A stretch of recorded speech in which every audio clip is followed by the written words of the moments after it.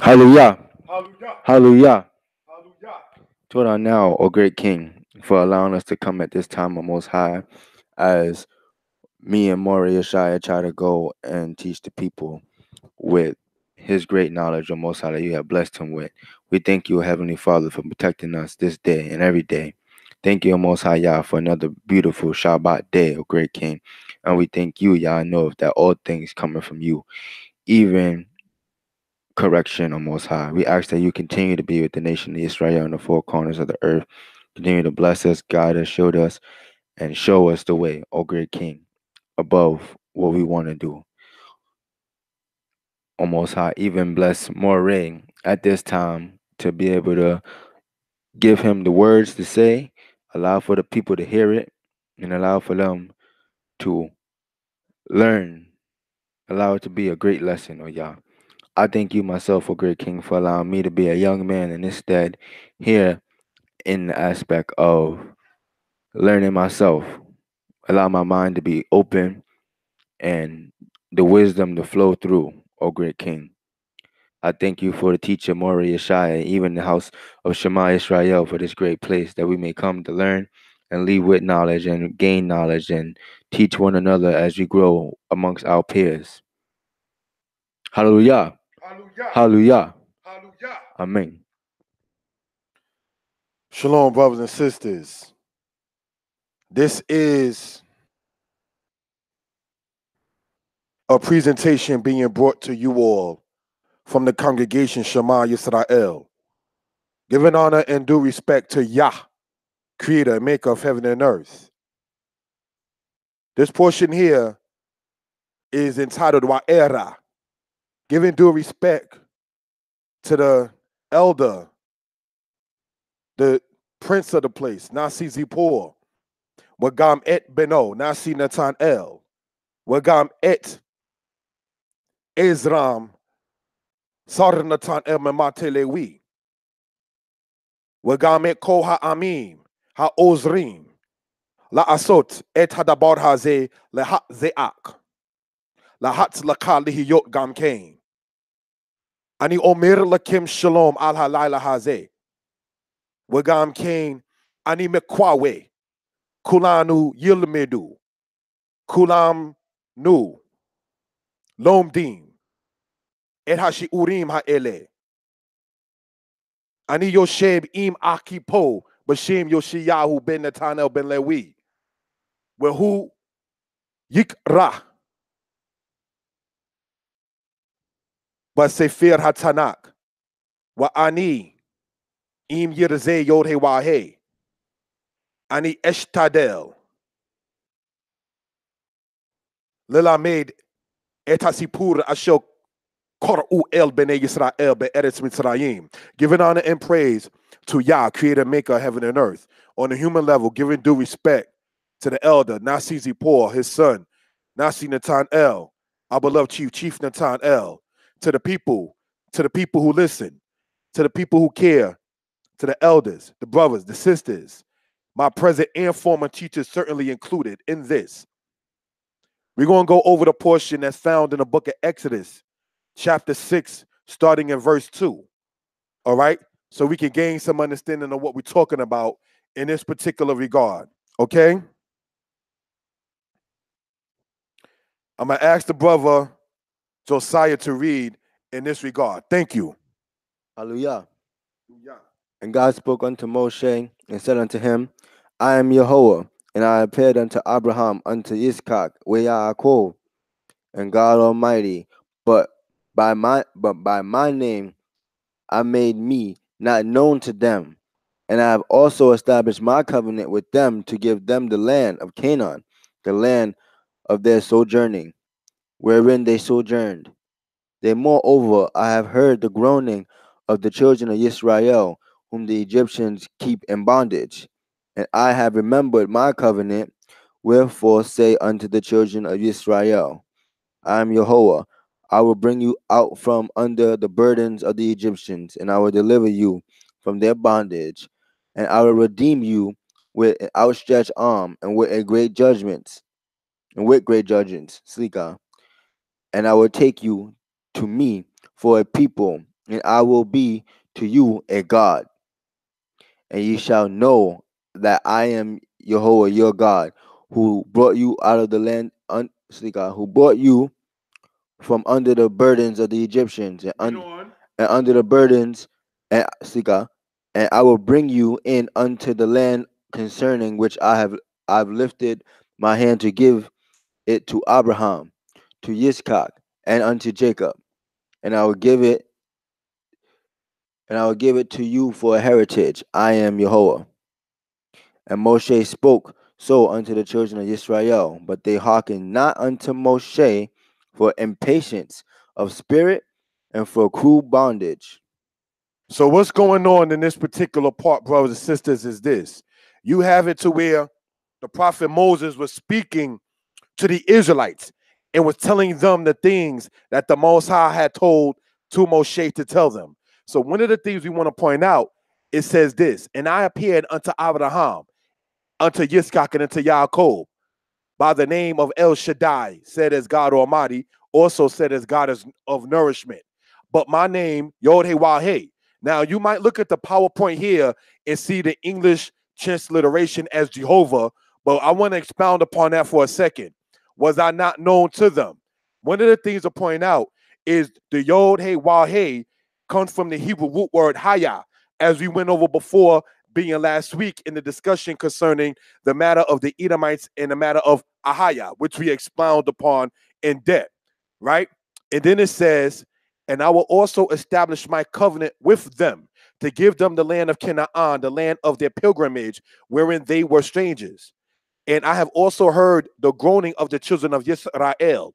Now, one of the things to point out as before is whether or not the children of Israel are truly, no disrespect intended, crying out as much as they could and should.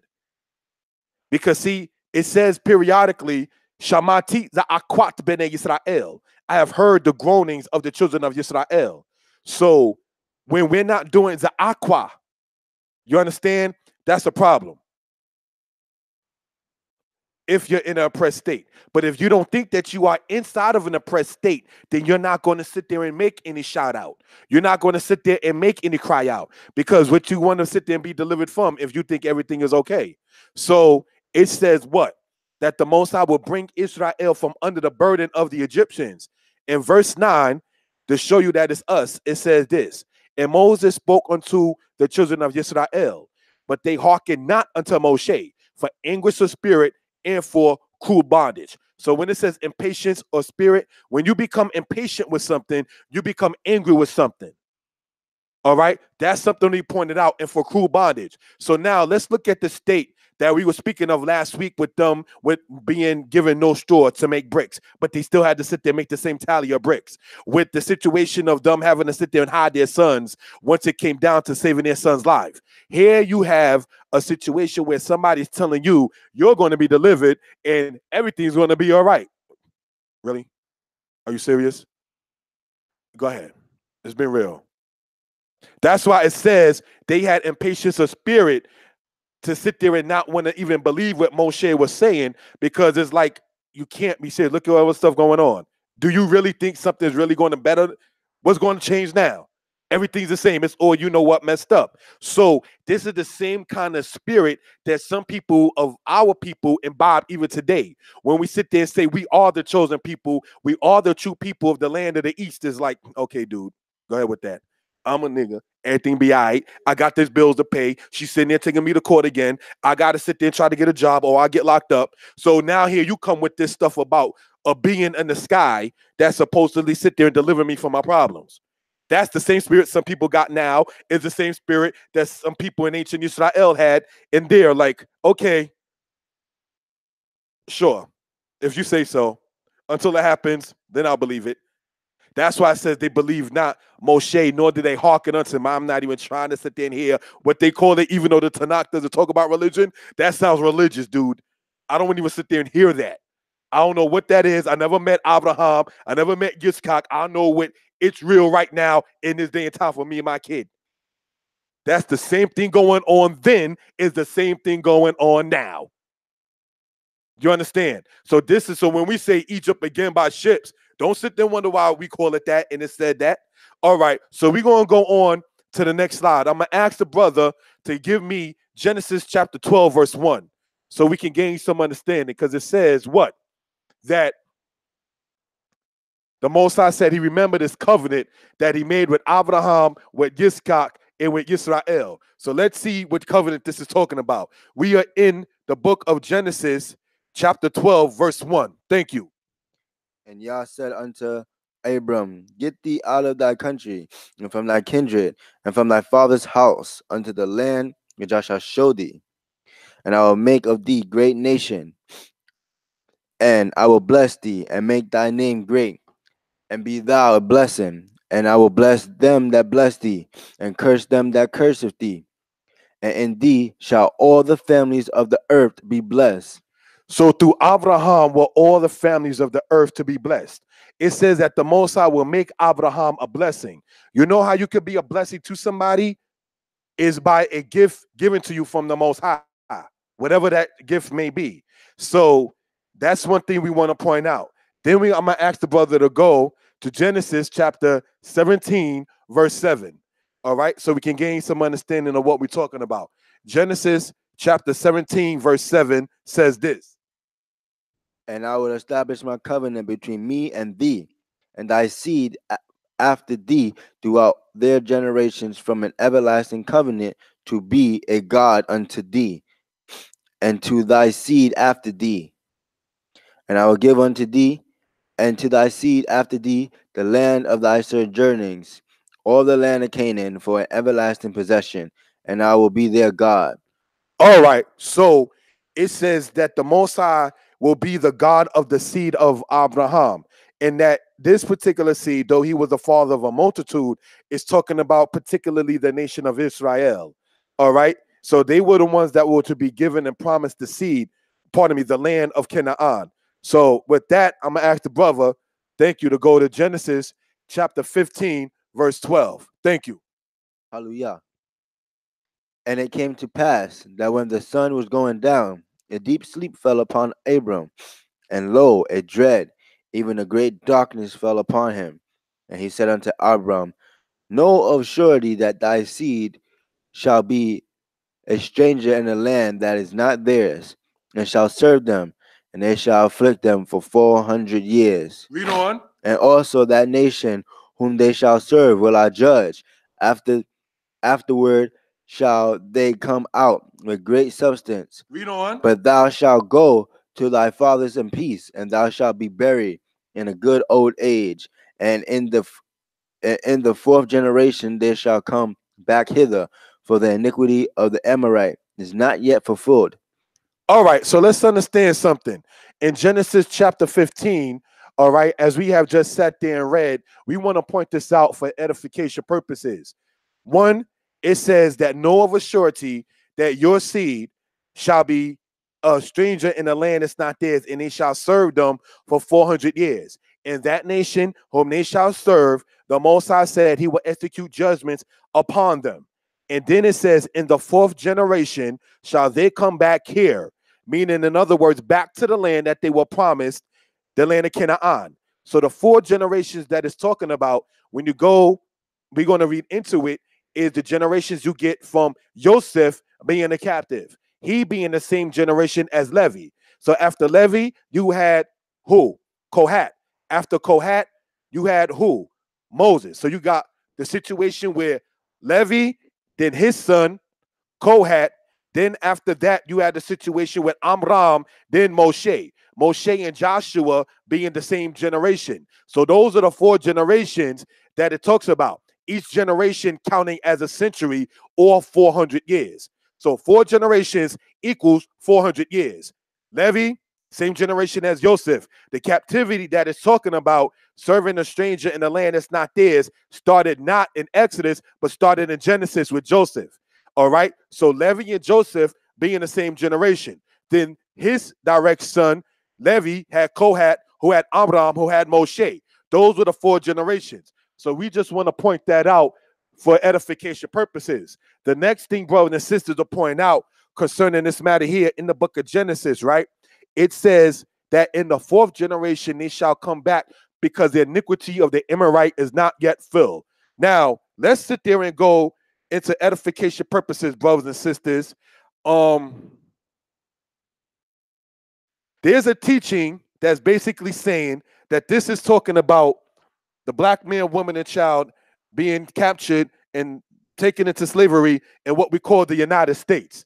And that in the year 2019 is the 400 years, and our captivity here, according to this, is up.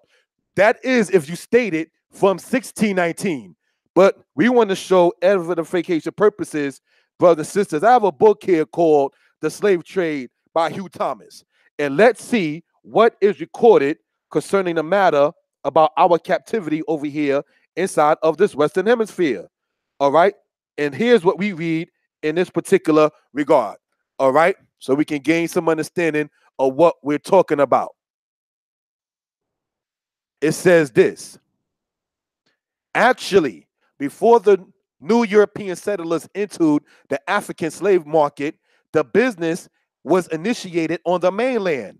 In 1619, John Wolfe, the Norfolk-born first recorder of Virginia, already a grower of tobacco, who had been recently left a widower by the Princess Pocahontas, noted this: about the last of August came a Dutch man of war that sold us 20 Negroes.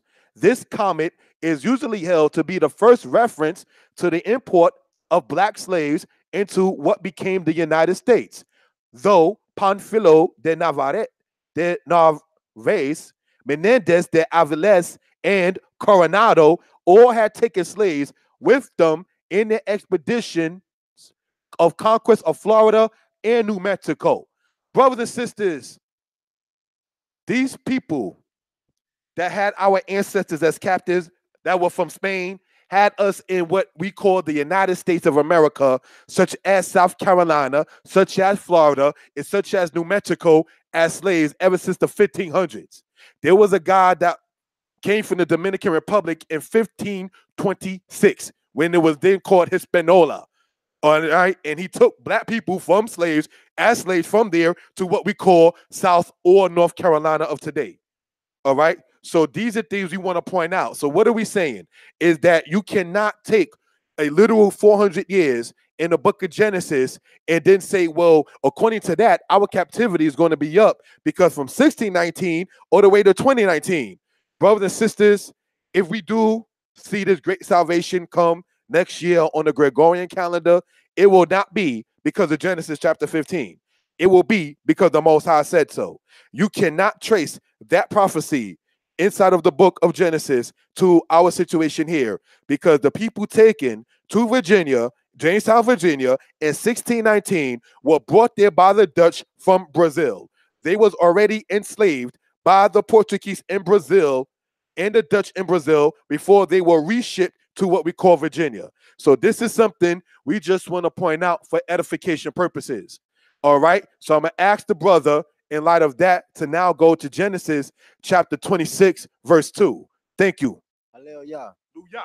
And Yah appeared unto him and said, Go now, go not down unto Egypt, dwell in the land which I shall tell of thee, sojourn in this land, and I will be with thee, and will bless thee.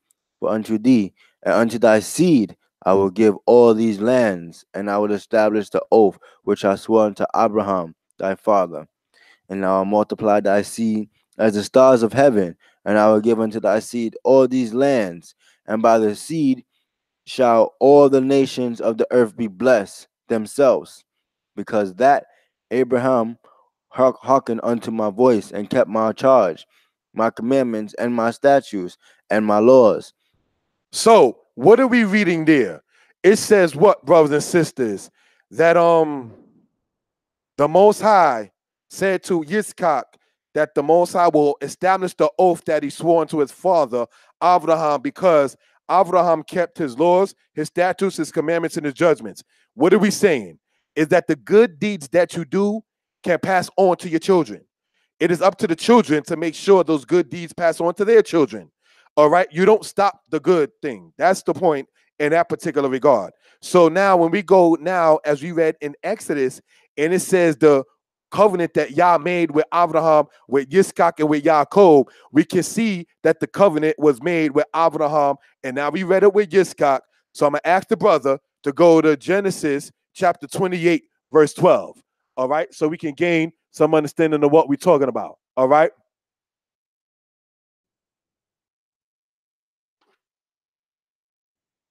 Hallelujah. And he dreamed, and behold, a ladder set up on earth, and the top of it reached to the heaven. And behold, the angels of God ascending and descending on it. Read on. And behold, Yah stood beside him and said, I am Yah, the God of Abraham thy father, and the God of Yitzchak. The land wherein thou liest, to thee will I give it, and to thy seed. And thy seed shall be as the dust of the earth, and thou shalt spread abroad to the west, and to the east, and to the north, and to the south. And and in thy seed shall all the families of the earth be blessed. So we see, brothers and sisters, that it passed on from Abraham to Yitzchak and then now to Yaakov. All right. So the Most High in Exodus is letting it be known that he didn't forget the covenant that he made with their ancestors. So to the people who always want to sit there and say, oh, that's in the past, all that stuff is in the past, you don't want to forget the good things that's in the past, such as the Most High remembering the covenant. For instance, when you go to the book, matter of fact, let's hold off on that. I'm going to ask the brother to finish reading Genesis chapter 35, verse 9. All right? Genesis chapter 35, verse 9. Thank you, Ak. Hallelujah. And God appeared unto Yaakov again when he came to Padaram, and blessed him. And Yah said unto him, Thy name is Yaakov. Thy name shall not be called any more Yaakov, but Yisrael shall be thy name. And he called his name Yisrael. And Yah said unto him, I am God Almighty. Be fruitful and multiply. A nation and a company of nations shall be of thee, and kings shall come out of thy loins. And the land which I give unto Abraham and Yitzchak, to thee will I give it, and to thy seed after thee will I give the land. And God went up from him into the place where he spoke with him. So this is something we just want to point out for edification purposes, brothers and sisters. It says that the covenant went from Abraham, and from Abraham it went to Yitzchak, and then from Yitzchak it went down to Yaakov. So now when we go, brothers and sisters, all right, I'm going to ask the brother Josiah to go into Leviticus chapter 26, please. Give me the book of Leviticus chapter 26, verse 40, so we can gain some understanding of what we're talking about. All right. Thank you, my brother.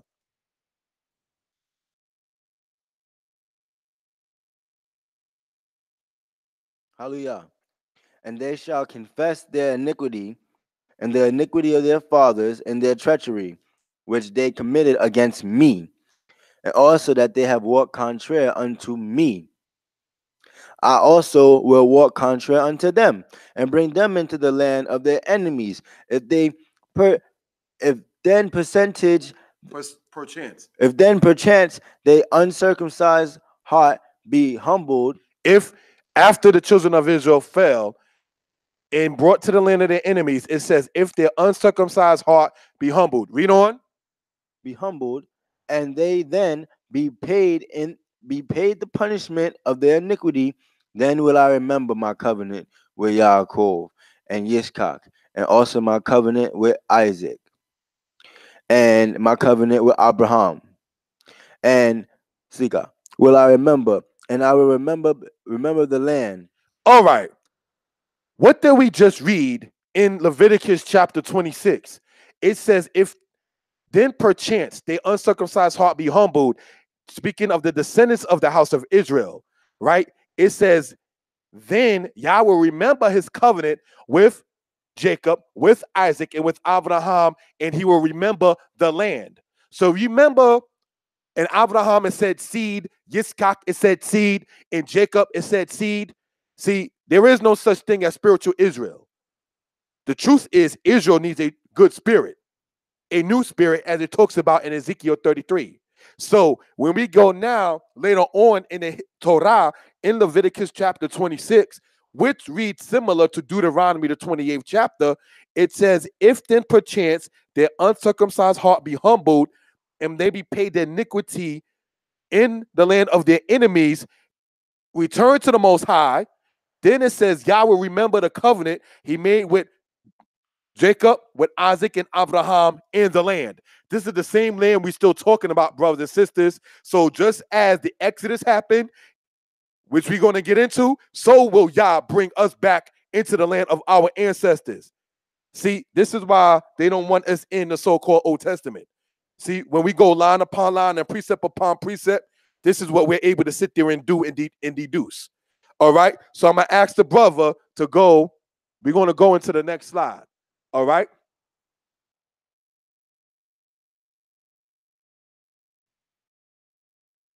Slavery in ancient Egypt.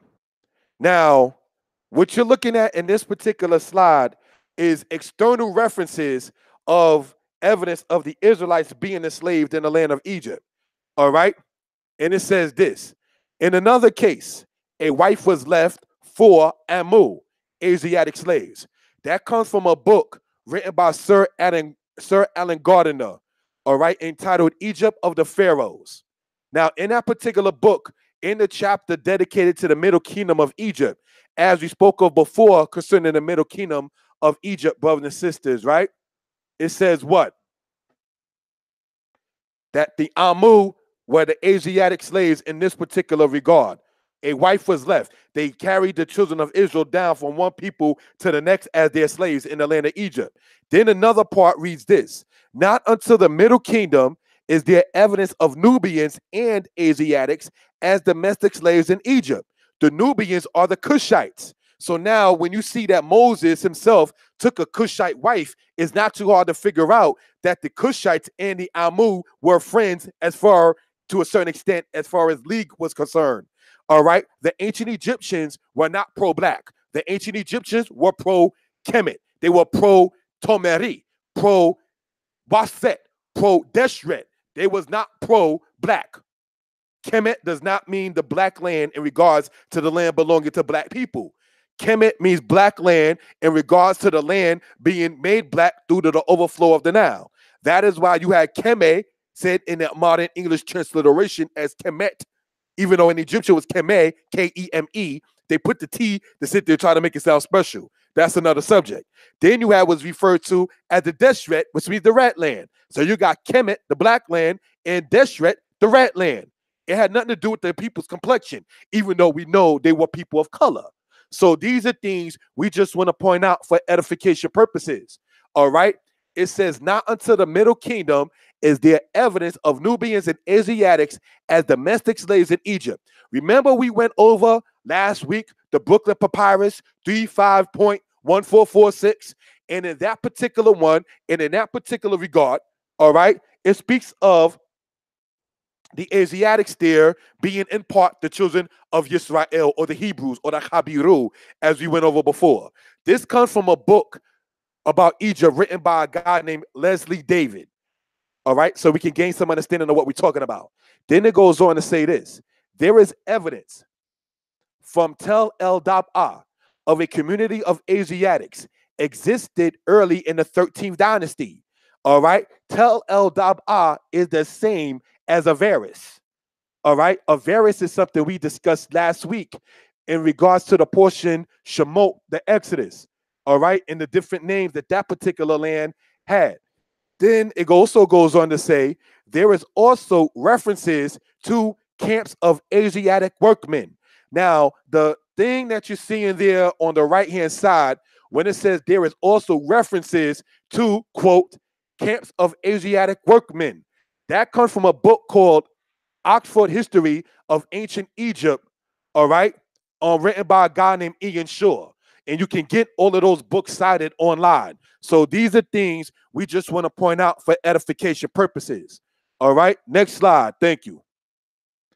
What you're looking at there, it says Asiatic slaves / captives in Egypt. Now, let's understand something. One of the arguments given to us as Israelites is, how can you sit there and prove that what you're looking at there was an Israelite? Brothers and sisters, we want something to be noted for edification purposes. The person that you see etched there on the wall on the left-hand side is a captive. That person ain't speak in centuries, whoever this person is. Same as you see on the right-hand side. All right? So this is something we just want to point out for edification purposes. What you're looking at, to be candid, is dated or etched in 19th dynasty Egypt on the left-hand side. And on the right-hand side comes from the aspect of the old kingdom of Egypt. But both of them were from the land of the Levant that was taken there and kept there as captives inside of the land of Egypt. All right. So one of the other points to make is that nowhere inside of an Egyptian record do they state that they were never slave masters. All right. So that's another thing to point out in regards to that. So if you look there, the people have their arms behind their back. Similar to when they, in modern times, arrest you. They put your hands behind your back and have it handcuffed or tied or so forth. That is a form of being a captive. All right, so we're going to go on to the next slide. Thank you. It says here, Asiatic slaves in Egypt, part 2. Now, what you're looking at on the left hand and on the right hand side, both is dated to been made inside of the tomb of Rekhmere of Dynasty 18. Rekhmere was the advisor of Thutmose III, king of Egypt, of the 18th dynasty. Now, if you look very meticulously, you see them working, making bricks in that particular regard. So if we know that the great structures in the new kingdom of Egypt was made of stone, obviously what they were memorializing in the tomb of Rekhmere, I want to write this out, all right? So that way people can sit there and look this up themselves. Rekhmire. All right. Obviously, they were memorializing the working or the apprenticeship, or we understand taking this picture in cohesiveness, the enslavement of the people that was made. So we want to point this out for edification purposes. So the argument given to Israelites is, brother, if you see they're just working, how are you going to sit there and say they were slaves? Let's go and look at this meticulously. All right. Next slide we see here. Pay close attention. In the picture on the left, looking at where the black image, where's my pen, that's I pointed out, is the man is sitting down with what appears to be some object in his hand. If Egypt was all about collective work and unity, why would their pictures show this? You see, when all the people are there working, pouring things out of pails, making bricks, having the brick yolks and everything like that, you see somebody just sitting down. Brothers and sisters, how then can anybody then sit there and say that if those people were just working, it doesn't mean they were slaves, it doesn't mean they were being enslaved. So what is that in your man's hand there, or in the guy's hand there, as he sits down that nobody else seems to be having? What were they memorialized in the picture in this kind of aspect?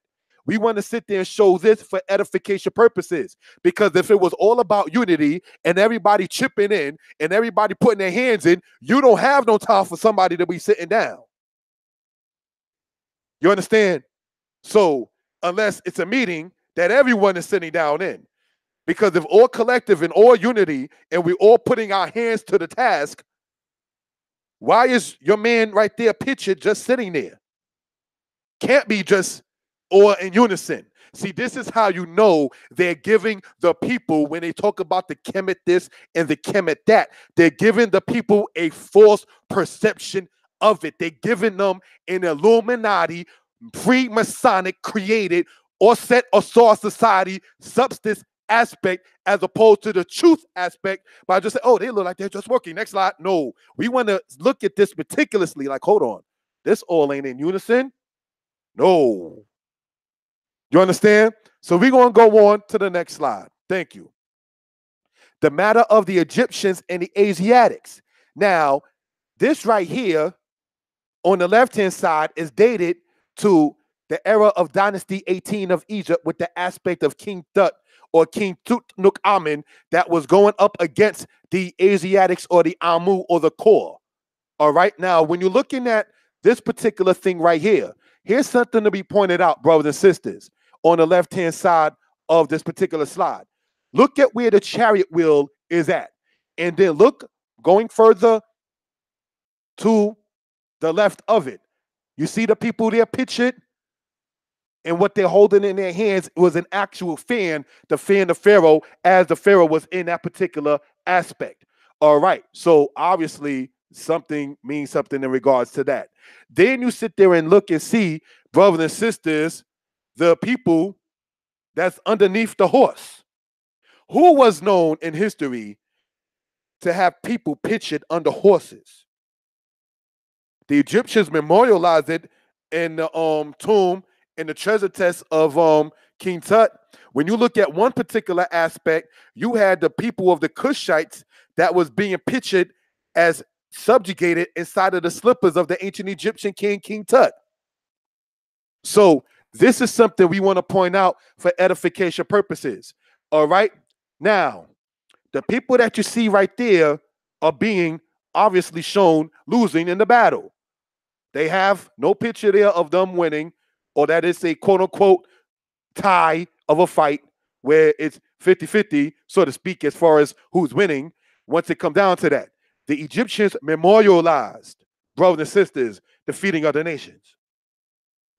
But the Egyptians, as we're going to sit there and show, will also know to say, no, we don't want that to be remembered. We don't want that person's name on that list. So they gave a biased history on their walls to a great extent. They gave a biased history, just like America does in their monuments. That's why it's important to read the newspaper. For instance, in New York, there was a scandal with the governor. That's not going to be recorded on the walls of Mount Rushmore. That's not going to be recorded on the walls of Washington, D.C. But the newspaper have it, as we stated here 2 weeks ago in Shema Yisrael, giving honor and praise to Yah, creator and a maker of heaven and earth. When they tell you to look at the walls, look at the papyrus. All right? So we can gain some understanding of what we're talking about. Now, what you're looking at right here on the right-hand side is an image. Now, according to scholars, they're saying that when you're looking at this image there on the right-hand side, you got the darkest one over there in the back. All right, that's supposed to be the Cushite. Then you had the Canaanite, and then you had the Philistine. So you had the Philistines, the Canaanites, and the Cushites all being shown about to. I didn't show it with the aspect, but this is dated to the 19th dynasty of the aspect of what happened with Ramses II. So you see them in the 18th dynasty, you see them before in 5th dynasty, and then you see them later in dynasty 19 showing themselves as oppressing the people. All right? So these are things we want to point out for edification purposes, brothers and sisters. And we're going to show more evidence as to why we're saying what we're saying. Another thing to point out is this. When we speak of Asiatics, according to the Egyptian aspect, some of those Asiatics were actually the biblical Hamites, because you had Hamites in the land of what we call Asia today, all the way from what we call Iraq with Nimrod prior to the incident that we read in Exodus when he set up the kingdom of Calneh and Shinar and all these other places such as that, all the way across into the land of the Levant where the people of Canaan was at. So you had Hamites all throughout that particular area. So when we speak of the Amu or the Asiatics, it wasn't always Shemites. That was part of the Asiatics on the Egyptian list or the Egyptian record. So this is something we want to point for edification purposes. All right. So now to the people who say, well, when you talk about Hamites and Ham, you only see that in the Bible as far as anybody with Ham or the name Ham. That means if you wanted to study, you ever heard of the Babylonian code called the Law of Hammurabi? Hammurabi means what? Ham the Great. They was giving homage to their ancestor. So when you read about Hammurabi, the H-A-M in Hammurabi is the same as the H-A-M in the book of Genesis. Ham or Ham. Ham in Hebrew means warm or hot. All right? So this is something we want to point out for edification purposes. All right? Next slide, please.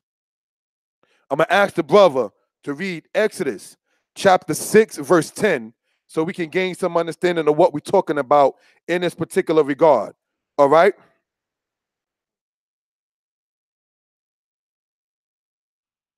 Thank you. Hallelujah. And Yah spoke unto Moshe, saying, Go and speak unto Pharaoh, king of Egypt, that he let the children of Israel go out his land.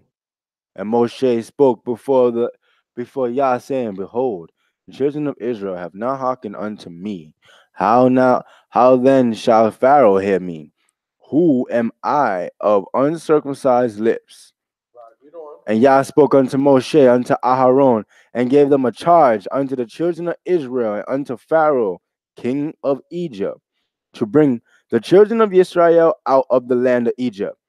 Now, was Moses in this particular regard trying to a certain extent, sit there and get up out of it, perhaps? You know, how am I going to do it if Israel didn't hear me? How is the Pharaoh going to hear me? And then it says what? We're going to go into the Hebrew in this particular regard. And it says this. Why daber Yah el Moshe wa el Aharon? Why is Awim el Bnei Yisrael? See, that's when it ends right there. And he gave them a charge. There's no more discussion. Well, send somebody else. Am I going to be hurt? You're going. And this is going to get done. This is not a she'ela. This is not a question. This is a mitzvah. This is a commandment. No, you're going. Well, what if Pharaoh won't hear me? The Israelites themselves didn't hear me. Brothers and sisters, we have to ask when we are being charged to do something, but then we're saying, well, if this and then if then that, they didn't hear me. We got to ask ourselves, are we hearing the Most High? Is the Most High going to stop speaking because the people don't want to hear? No, what happens is Yah brings forth his word, and then it materializes if you hear or not hear. But that doesn't mean the word of Yah is going to stop because one doesn't hear it. All right? So this is something we want to point out for edification purposes. All right? Now, the next thing to get into in this particular regard, we want to go on to the next slide. Thank you. I'm going to ask the brother to read the book of Exodus, chapter 6, verse 14 to Exodus chapter 6, verse 26. Thank you, Aki. These are the heads of their fathers' houses, the sons of Reuben, firstborn of Yisrael, Hanak, and Palu, Hezron, Carmi. These are the families of Reuben. So Reuben had 4 families in the house of Yisrael. Okay, read on. And these are the sons of Shimon, Yemuel, Yemen, Odhad, Jachan, Yakin, and Zoar, and Shaul, the son of Canish, Canaanitish, the son of the Canaanitish woman. These are the families of Shimon. Read on, brother. Verse 16. And these are the names of the sons of Lewi, according to their generations: Gershon, Kohath, and Merari, Slika. And the years of the life of Lewi were 137 years. And the sons of Gershom, Libni and Shimi, according to their families. Read on in verse 18. And the sons of Kohath, Amram, Izhar, Hebron, Uzziel. And the years of the life of Kohath were 133 years. Read on. The sons of Merari, Mali, Mushi. These are the families of the Levites according to their generations. Read on. And Amram took him Joshua, Jochebed, his father's sister, to wife, and she bore him Aharon and Moshe. And the years of the life of Amram were 137 years. And the sons of Esau, Korah, and Epheg, and Zikri. And the sons of Uzziel, Mishael, and Elsaphon, and Zitri. And Aaron took him, Elisheba, the daughter of Aminadab, the sister of Nachshon, to wife. And she bore him Nadab and Abihu, Eleazar and Itamar. And the sons of Korah, Asir, and Elkanah, and Abiasaph.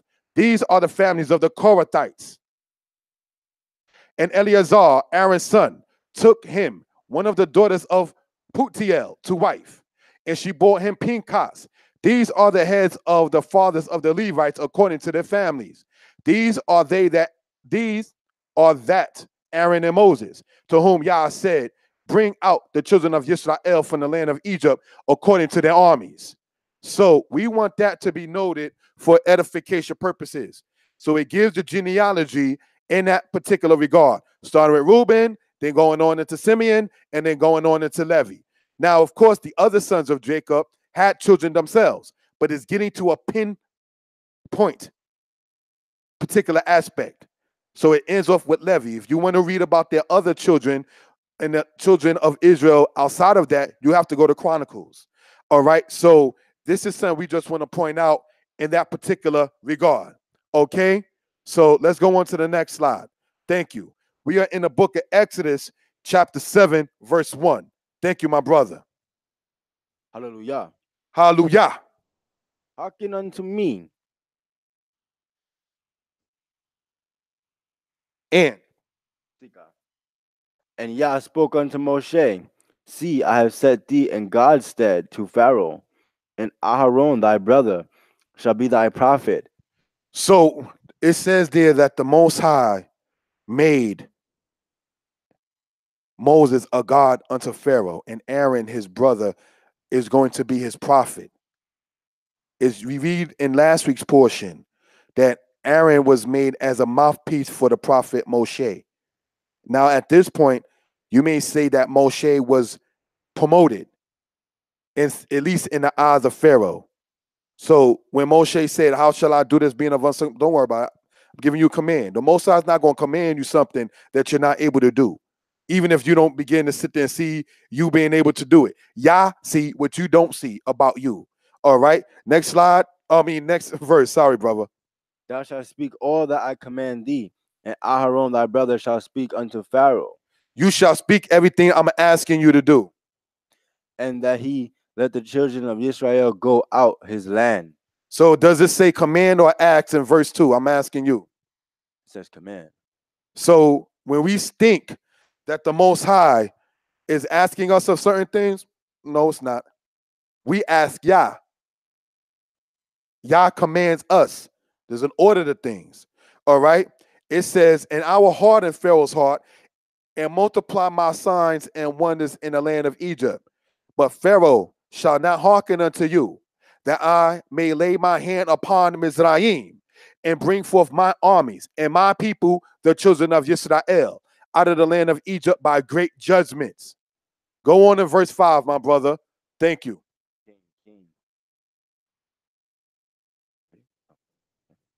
And the Egyptians shall know that I am Yah when I stretch forth my hand upon Egypt and bring out the children of Israel from among them. And Moshe and Aharon did so as Yah commanded them. So did they. All right. There's something I want to point out. Verse 2, we see the word command. And then it also says in verse 6, the word command. See, this was not request or a petition or a supplication that the Most High was given to Moses and Aaron. These were commandments. All right. So, yes, when you go, for instance, in the book of Psalms, chapter 82, when it said, I said, ye are gods, O ye sons of the Most High. But we know good and well that we honor the Most High God. It says you're not supposed to curse a ruler nor a revile a judge among your people. So when it says Elohim, in many cases, in regards to humans, as it does in Psalms 82, as it does in the book of Exodus chapter 22, it is talking in regards to those who have might and authority and power. That's what it means in that particular regard. Now, since the Pharaoh was making himself a god, and since the Pharaoh actually worshiped animals as gods, it wasn't hard for even Moses to be thought of as a god. Because, see, inside of the Egyptian pantheon, you had what we're going to get into, Apep, the snake aspect. Then you had what they call Set, which was the satanic or the bad force of it. Then you had the aspect of what they call Ma'at. Then you had the other aspect that they refer to as Ma'eh, because Ma'at is the wife of Ma'eh inside of the Egyptian pantheon. So this is something we just want to talk about in this particular regard. So we're going to go on, brothers and sisters, into the next slide. All right, thank you. External sources and a map showing the matter. According to David Roll in his book, Pharaohs and Kings, we see the following. The initial influx of Asiatics into the region of Kantir / Katana appears to have been during the 12th dynasty, concentrated at Tel El Dab'a, later to become the city of Avaris. No Israelite settlement has ever been found in the 19th dynasty occupational levels, where the Orthodox chronology predicted its stratigraphical locus. No Asiatic population resided in that area in the new kingdom of Pi-Ramesse. On the other hand, dig down below the 19th dynasty capital and you will reach the city of Avaris, a vast majority of the population which was Asiatic. All right, so this is something we want to show for edification purposes. Brothers and sisters, when they attempt to date the Exodus as well as the enslavement of the Israelites in Dynasty 18 or in Dynasty 19, that is incorrect. This is why I showed this particular external source here. This is a book you can actually get online. All right, David Roll in his book. Now, some scholars agree with him, some scholars disagree with him. But what we're doing is showing that we can show and validate what we're saying biblically and externally. All right, it says, as we read here, on the other hand, dig down below the 19th dynasty capital and you will reach the city of Avaris. As we went over last time, Avaris in the Egyptian people was called Hut-Wawet. So we went over that in the portion we did last week. The map that you're looking at on the right-hand side, in the part that's highlighted, it says the Fayum, probable land reclamation works by the 12th dynasty kings. Why does that become important? Because the 12th dynasty is the era that we're talking about, the actual beginning of enslavement of the Israelites, as we went over before in history, as we went over before in the thing called From Avaris to Alabama, which is located on this channel as far as it goes on YouTube. So you can look that video up called From Avaris to Alabama, the travels and history of the children of Israel, and you will begin to see what we're talking about in this particular regard. Last week, to confirm it again, if you're looking at this particular thing here, it says no Israelite settlement has ever been found in the 19th dynasty.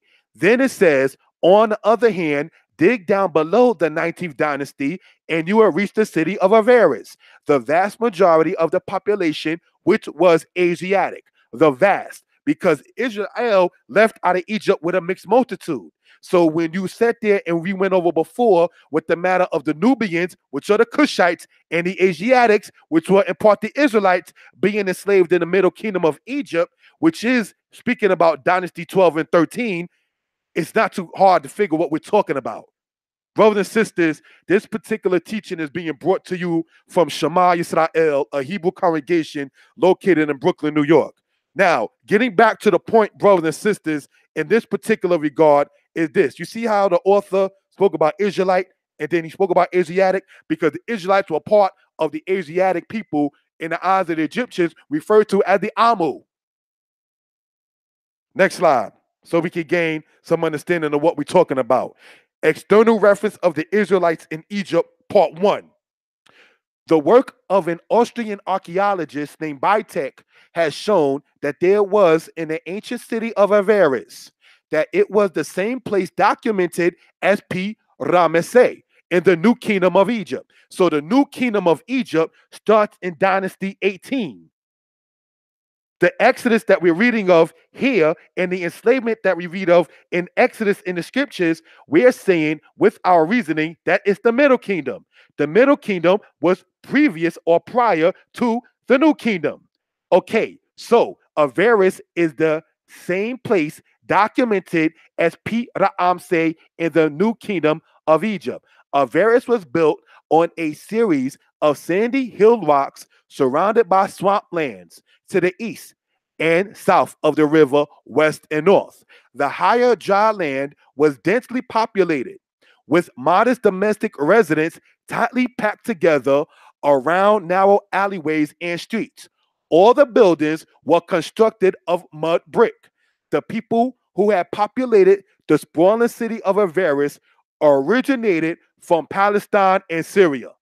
Now, let's go back in the slides, brothers and sisters, for a particular purpose. Now, what you're looking at in this particular slide on the left-hand side, under the horse and losing the battle, is part of the people of Syria called the Khor, all right, Khor, inside of the Egyptian records. Okay, in the Bible, they was called the people of Aram or the Arameans. So the term Syria is the Greek way of speaking of the biblical Aram people. This is the same people that Rebecca, which was Jacob's mother, came from. So this is something we want to point out for edification purposes. All right. So let's go back, brothers and sisters, into this particular thing. It says all the buildings. Now we're talking about the mud brick buildings. Remember, last week's portion spoke about the people making bricks without straw. I explained that mud brick stuff that we went over, like the mud brick pyramids, was dated and shown to the time of the aspect of the Middle Kingdom of Egypt. Because the New Kingdom, their main structures and predominant structures was made of stone, like that of the Old Kingdom. So the Middle Kingdom of Egypt had the majority of their things built of mud brick. The mud brick stuff came from the people of the land of Iraq of today, southern Iraq of today, called Basra in the ancient times. All right. So this is what we want to point out in that particular regard. That's the same vicinity that Abraham came from. See why it was important to go over the portion in Genesis in regards to Abraham, Isaac, and Jacob. It's for edification purposes. All right. So now, all the buildings were constructed of mud brick. The people who had populated the sprawling city of Avaris originated from Palestine and Syria. Now, we know good and well that Palestine, the terminology, is a land that the later Roman Emperor Hadrian gave to the particular place that many call the Levant. So some people call it the Levant, some people call it part of the Middle East, some people call it Palestine. But we're still speaking geographically of many of the same areas.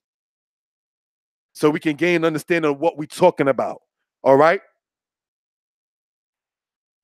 Next slide, please. External references of the Israelites in Egypt, part 2. The Asiatic inhabitants of the country at this period must have been more numerous than have been generally supposed. Whether or not this large slave population could have played a part in hastening the impending Hyksos domination is difficult to say. Cambridge, Ancient History, Volume 2, Part 1, page 49, for edification purposes. All right?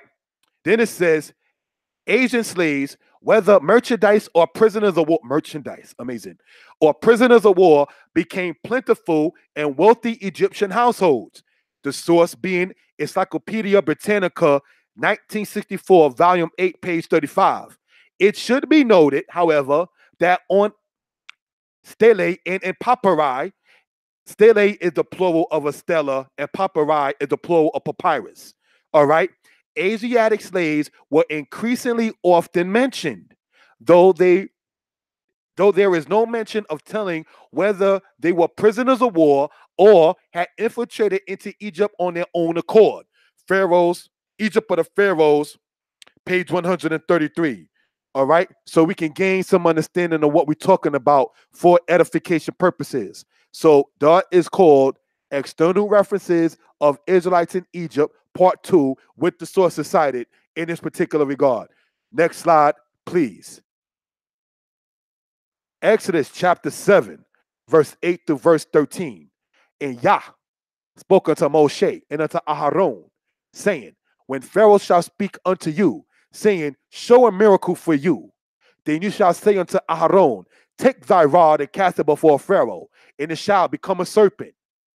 And Moshe and Aharon went unto Paro, and they did so as Yah had commanded. And Aaron cast down his rod before Pharaoh and before his servants, and it became a serpent. And Pharaoh also called the wise men and the sorcerers. Now the magicians of Egypt, they also did in a like manner with their enchantments. For they cast down every man his rod, and they became serpents. But Aaron's rod swallowed up their rods. And he hardened Pharaoh's heart that he would not hearken unto them as Yah has said. All right, so we're going to go over some of the stuff there in regards to the Hebrew. All right, and it says this on the top, on the right-hand side. Ki yedaber alechem paro lemor. Tenu lekem mopet wa amorata el aharon kwak et marka wa hash lek lifnei paro wa hi latanin. Then in a bigger type part, it says this. Wa yash liku ish matehu wa yihyu lataninim wa yibla mate aharon et matotam. In Egyptian culture, the serpent was referred to as Apep and was the counter to, quote, Ma'at. Apep represents chaos, though the ancient Egyptians, at the behest of Pharaoh, more than likely called on other gods during the altercation with Moses. So the thing we want to point out, brothers and sisters, concerning this particular matter is this. When it says Latanin, and then a bolder part in the blue says Lataninim, it is translated as serpent, but in most cases they translate or is translated into the word sea creature or sea monster, if you will. So obviously the Hebrew is letting us know it wasn't like a python, it wasn't like a rattlesnake, it was some kind of creature that they was dealing with that was not the regular snake. All right, because the average word for snake in Hebrew is two words. One is a nachash, the other one is called tate. All right, this one, tanin, is not a regular snake that we're dealing with. All right, so this is something we just want to point out for edification purposes. All right, we want to go on, brothers and sisters, into the next slide. The book of Exodus, chapter 7, verse 16 through verse 25. And it says this, and thou shalt say unto them, the Lord God of the Hebrews has sent me unto thee, saying, let my people go, that they may serve me in the wilderness. And behold, hitherto thou wouldest not hear. Thus saith Yah, in this thou shalt know that I am Yah. Behold, I will smite with the rod that is in mine hand upon the waters which are in the river, and it shall be turned to blood. And the fish that is in the river shall die, and the river shall stink, and the Egyptians shall loathe to drink of the water in the river. And Yah spoke unto Moshe, say unto Aaron, take thy rod and stretch out thy hand upon the waters of Egypt, and upon their streams, and upon their rivers, and upon their ponds, and upon their pools of water, that they may become blood, and that there may be blood throughout all the land of Egypt, both in vessels of wood and in vessels of stone. And Moshe and Aharon did so, as Yah commanded. And he lifted up the rod and smote the waters that was in the river, in the sight of Pharaoh, and in the sight of his servants. And all the waters that was in the river were turned to blood. And the fish that was in the river died, and the river stank. And the Egyptians could not drink of the water by the river, and there was blood throughout all the land of Egypt. And the magicians of Egypt did so with their enchantments, and Pharaoh's heart was hardened. Neither did he hearken unto them as Yah had said. And Pharaoh turned and went into his house. Neither did he set his heart to this also. And all the Egyptians digged around the river for water to drink, for they could not drink of the water of the river. And 7 days were fulfilled after Yah had smitten the river. So what we're reading of right here is the first plague that happened to the Egyptians in chapter 7. And this, brothers and sisters, is talking about the river being turned to blood. Now, for most Israelites, this is already known, this is already accepted, but we just want to sit there and show this for edification purposes and what we're talking about. All right? Next slide. Thank you. The matter of Ipura. Ipura is an Egyptian scribe that wrote during the Middle Kingdom of Egypt, and he stated in part, indeed, the river is blood, yet men drink of it. Men shrink from human beings and thirst after water.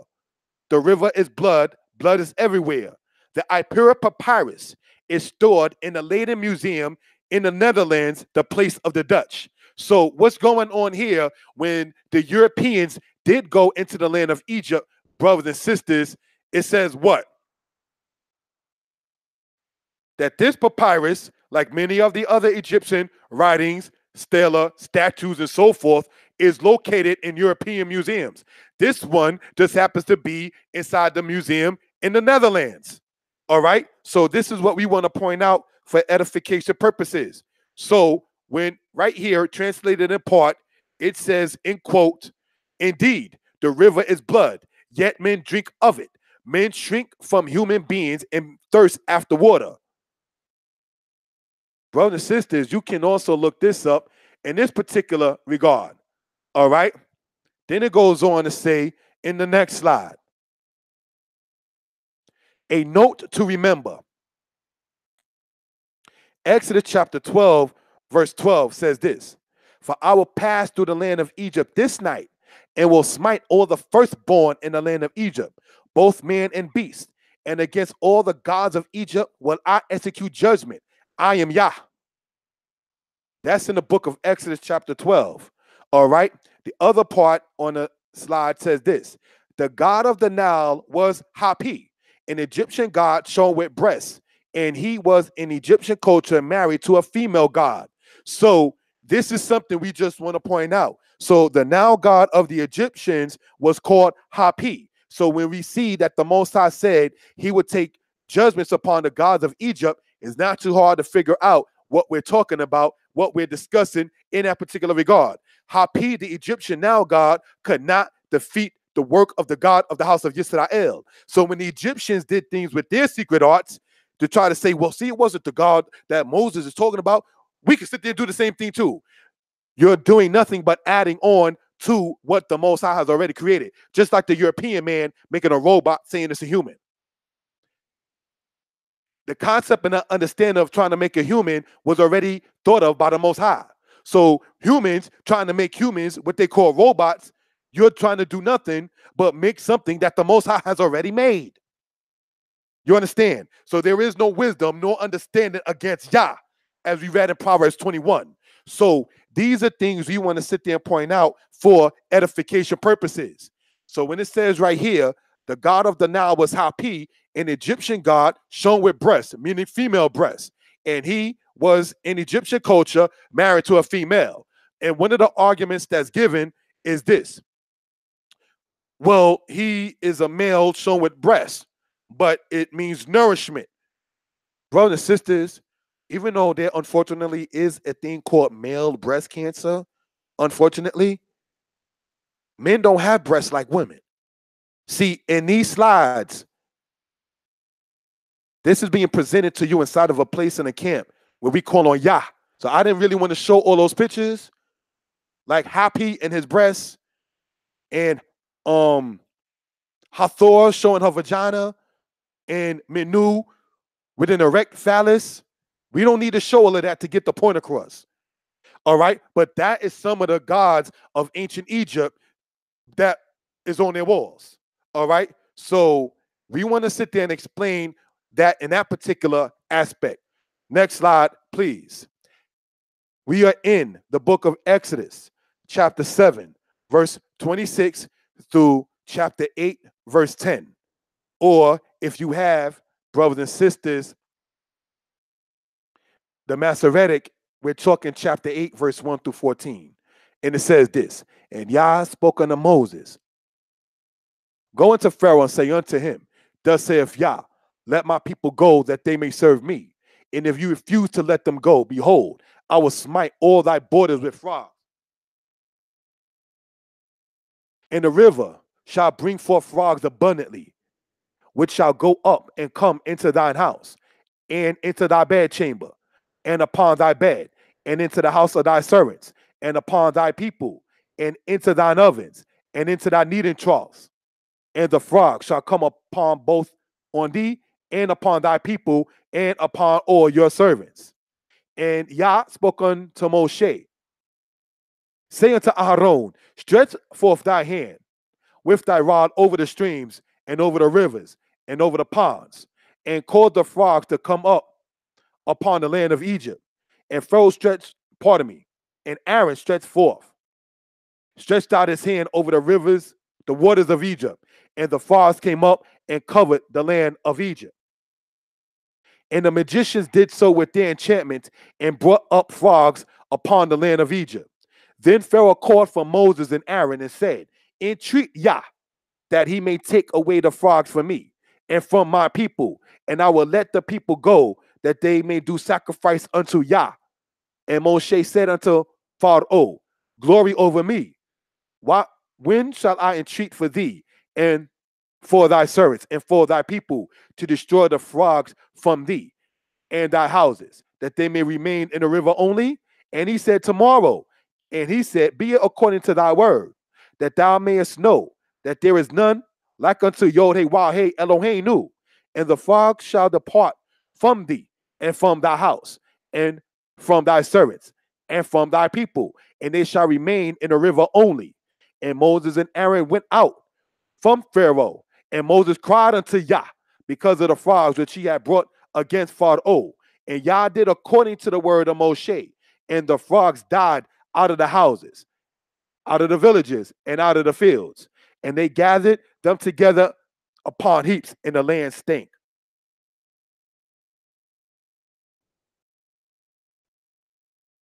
Brothers and sisters, this is, as we read, the second plague, which is the plague of frogs. All right? Next slide so we can gain something for edification purposes. The matter of the frogs as a god in Egypt. The plague of the frogs was an attack on the Egyptian gods Heket, represented as a frog god, on the Egyptian goddess Set, which the Egyptian referred to as the goddess of magic and medicine. We should remember that the plagues attacked more than one god or goddess of ancient Egypt. So what was going on, brothers and sisters, is the things that the ancient Egyptians worshipped, which they refer to in Egyptian culture as the Neferu, some say as the Neteru, and so forth. The Most High used those things against the Egyptians themselves. All right? So this is something we want to point out for edification purposes. All right? We're going to go on to the next slide. Thank you. Exodus chapter 8, verse 16 through verse 19. And it says this. And Yah said unto Moshe, say unto Aaron, stretch out thy rod and smite the dust of the land, that it may become lice throughout all the land of Egypt. And they did so. For Aaron stretched out his hand with his rod and smote the dust of the land, and it became lice in man and in beast. And it says, all the dust of the land of Egypt became lice throughout all the land of Egypt. And the Egyptians did so with their enchantments to bring forth lice, but they could not, for there were lice upon man and upon beasts. Then the magician said unto Pharaoh, this is the finger of Elohim. And Pharaoh's heart was hardened, and he hearkened not unto them as Yah had said. It says this in the Hebrew, all right, on the right-hand side. Wayomer Yod-Heh-Wah-Heh El Moshe, Emor El Aharon, Nete et Matka, Wahak et Afar Haaretz, Wahaya Lakinim, Bakal Eretz Mitzrayim, smite, Hak et Afar Haaretz, smite the dust of the earth, Wahaya Lakinim, and it shall become to lice. Some say translated better as gnats. Brothers and sisters, this was a plague upon the Egyptians which attacked the Egyptian god, the goddesses or set and set. All right. So it says, smite the dust of the earth. The Egyptians worshipped earth as a male entity called Jeb or Jeb. Whereas we already know earth is feminine, the Egyptians refer to earth as a masculine or as a male aspect, even though you put your seed inside of a female, just as you put your seed that you're planting inside of earth. Male energy doesn't take seed, it gives seed. But the Egyptians had a concept where Jeb is earth represented as a masculine form. Brothers and sisters, you put your seed inside of a female. The female doesn't put seed inside of the male. We know that earth is feminine, as it says in the book of Numbers, chapter 16. If Yah do a new thing and the earth opened her mouth, not his mouth. Earth in Hebrew culture, as well as every other culture, it seemed like maybe outside of Egyptian, was a feminine understanding. All right? So this is something we want to point out for edification purposes. It says this, and the magician said unto Pharaoh, oh, this is the finger of Elohim. See, the Torah doesn't deny that other people had things with their secret enchantments and was able to do things, and witchcraft existed, and Balaam spoke with the she-ass, and that's not too far-fetched. When you speak with some of our people from Haiti, and I don't mean to sit there and sound disrespectful, when you speak to some of our people from Jamaica, and I don't mean to sound disrespectful, and when you speak to some of our people in Brazil and what they call the bush, it is not too far-fetched for them to do something like Balaam was doing and talking back and forth with the animals. You understand? That was not uncommon. So when it says, "Why yiftak Yah et pi ha'aton," in the mouth, and Yah opened the mouth of the she-ass, if you don't understand deep witchcraft, called in Hebrew as mekas fut, mekas shef, meaning a witch, mekas shafa, being a female witch, because a wizard is a male witch. So the Egyptians had witches and they practiced those kind of arts and so forth and so on. You understand? So the Most High, being the creator of all things, he formed light and darkness. He makes good and the creator of evil. He knows how to sit there and deal with the people according to what they can understand. So when it says in there, like in the situation with Balaam, and he's talking back and forth with the she-ass, the animal saw the angel of Yah with the sword drawn in his hand. The human, Balaam, wanting to get paid from Balak, he didn't see that. Brothers and sisters, there have been people who know themselves as Israel that come from, and I don't mean to sound disrespectful, places such as Jamaica, such as Haiti, such as Brazil, that actually sat there and spoke in congregations about the kind of witchcraft that they have actually seen as a child, as an adult, that goes on there. Those things do exist. The European, inside of the aspect of their royalty, the presidents, they too practice witchcraft. It's not too hard and far-fetched.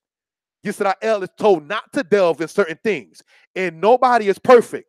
But brothers and sisters, when you look at the so-called conscious community of today, and they're sitting up there, oh, we're going to go over to upstate New York, and we're going to summon up the great mother Harriet Tubman. Brothers and sisters, we don't deal with necromancy. We don't deal with necro, meaning dead. We don't conjure up the dead. We don't pray in the name of the dead neither. We call on the true and the living. We don't deal with summoning up the dead. No. We don't do that in the house of Yisrael. All right? So this is something we want to sit there and talk about in this particular regard. All right? Somebody typed, yes, I seen it, but never played with that. Oh, okay. Well, in a video that's been going around that became viral of the conscious community people going over into upstate New York and summoning up the spirit of Harriet Tubman, you do not know what kind of energy that you're bringing upon yourself. The lady died at the age of 93. Correct me if I'm wrong about her age when she passed away. And she died with pneumonia. See, Saul conjured up the spirit of Samuel. And what did Samuel tell him? Tomorrow you're going to be with me. Brothers and sisters, many of our people who come from, and I don't mean no disrespect in this, from the island of Haiti, they claim that during the Haitian Revolution that they won because of witchcraft. No, they won, brothers and sisters, because of unity. It had nothing to do with witchcraft. It had something to do with unity. So when people hold crafty converse, you best believe that they delve in witchcraft against us. You best believe some of their meetings that they go in together, they delve in witchcraft. The man who started the Ku Klux Klan has a statue of himself in Washington, D.C. The Ku Klux Klan is a Masonic order. The Masonic order in America is a baby form of the Illuminati. The Illuminati are the frontmen for the Jesuits. These are the same people who meet over in Bohemian Grove in California in July. What are they doing there when they worship in Molech? Doing the similar stuff that the ancient Egyptians was into with their gods. Why do you think when they talk about the conscious community and everything, which is ran hands down by the Freemasons, ran hands down by the Jesuits, ran hands down by the Illuminati and company, why do you think they always talk about Egypt, Egypt, bash the Bible, Egypt, Egypt, you're not Israel, Egypt, Egypt, bash the Bible? Brothers and sisters, the guy Billy Paul back in the 70s made a song called The War of the Gods. You understand? So one of the things that sit there in that particular regard is you had Yah going against the gods of the Egyptians. Just as much Yah, it says in Isaiah, will raise his hand up again a second time to recover the remnant of his people, because these people call on their gods to make sure we don't wake up to this truth of who he is, of who we are. You understand? So this is something we want to point out for edification purposes. Why do you think they have a celebration in which they call upon the Druid priests and their gods doing what they call Halloween? Why do you think they have a Saint Aunts the day after that? Why do you think they sit there and what are they doing when they do Easter Monday? Most people heard of Easter Sunday. Many have not heard of Easter Monday. They are doing witchcraft, brothers and sisters. Everybody knows good and well, and I wasn't there, but everybody knows from the evidence presented, they're not our biological people or national people. But that little white girl that got killed December 25th, 1996 in Colorado, everybody knew her parents did that. That was a sacrifice. Hollywood does sacrifices. There is the present quote-unquote Illuminati. Then there is the black faggot homosexuality version called the Boule, B-O-U-L-E. This is why some people, they just seem to blow up out of nowhere. Like, whoa, how in the world did that happen? They sold their soul. Listen to Snoop Dogg's album, pardon the terminology, Doggy Style. Listen to that song that he's talking about serial killer and what he's talking about. Listen to the songs that Jay-Z talks about. Listen to the things that DMX is talking about, him in a conversation with who they refer to as Lucifer. You understand?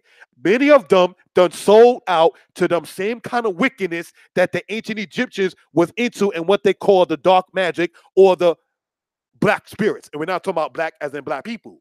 You understand? Dark magic, witchcraft, if you will. The dark side of wisdom. There's the light side and then there's the dark side. And so this is what we're talking about in this particular regard. Israel is not supposed to delve in those kind of things. Why do you think that as many brothers in the knowledge of Israel that can sit there and rhyme and sing, many of them have not become any kind of signed rapper or R&B singer? You know why? Because when you go into those kind of things, just like, may he rest in peace now, Tupac said concerning Quincy Jones, I would like to marry your daughter. Tupac related that Quincy Jones said, you can marry my daughter, but I will have to sit there and penetrate you through your anus. I said, no, I'm serious. I really like to marry your daughter. Tupac, I'm serious too. Like, it's been real. I don't get down like that. These people are into those kind of acts, brothers and sisters. Why do you think that We're not Christians here in Shema Israel, but why do you think the people who were Christians or are Christians had a lawsuit made against them because they ran a cake factory for weddings, but they didn't want to make a cake for a lesbian couple, and now they sitting up there going through problems? Why is it that if you get more, and I'm not condoning beating anybody up, but if one black man beats down another straight black man, there were cases I knew brothers from the street, they didn't get no time unless they sat there and did in the second assault. Now you sit there and slap up a faggot and see what happens.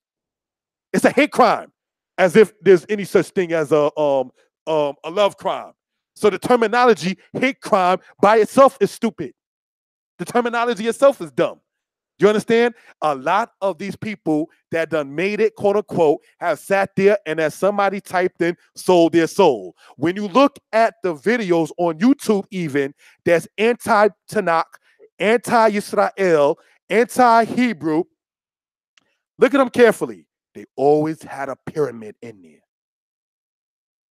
They always showing that. Some ankh, some pyramid, some aspect of something about that whole Egyptian kind of thing. It's the same practices that was practiced in ancient Babylon. It's the same practices that was practiced by the Illuminati that helped establish this society in the 1700s and 1776. You understand? When America became what you call America, quote unquote. You understand? So the point in breaking all of this down and expounding upon this particular thing right here, if I mispronounce her name, let me know. But there was a lady that was named Helena Blavatsky. She was a known Satanist.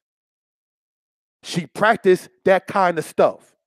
There are videos, brothers and sisters, that are made against Israelites, but they're holding up the same teachings, philosophies, and concepts of Helena Blavatsky, of Anton LaVey, of these kind of people into this particular thing, brothers and sisters. All right? So this is something we want to talk about for edification purposes. Let's go on to the next slide.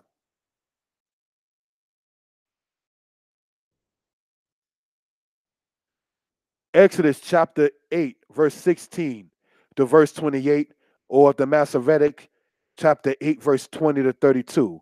And Yah said unto Moshe, rise up early in the morning and stand before Pharaoh, though he cometh forth to the river, and say unto him, thus saith the Lord, let my people go that they may serve me. Now, when it says he goes to the river, because he's bowing down to Hapi, the Egyptian god with breasts. All right. Else, if thou would not let my people go, behold, I will send swarms of flies upon thee, and upon thy servants, and upon thy people, and into thy houses, and the houses of the Egyptians shall be filled with swarms of flies, and also the ground whereon they are. And I will sever in that day the land of Goshen, in which my people dwell, that no swarms of flies shall be there, to the end that thou mayest know that I am Yah in the midst of the earth.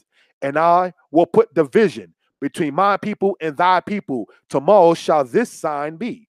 And Yah did so. And there came a grievous swarm of flies into the house of Pharaoh, and into his servants' houses, and into all the land of Egypt. The land was corrupted by reason of the swarm of flies.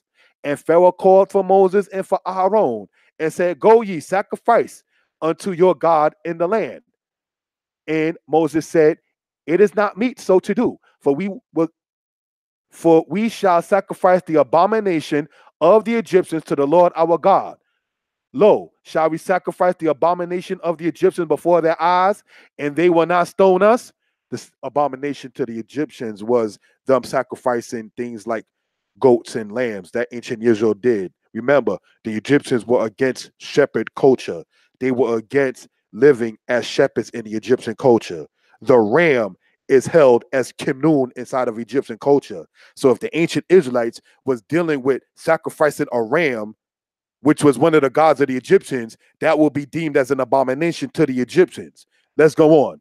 It says, we will go 3 days' journey into the wilderness and sacrifice unto Yah Eloheinu as he shall command us.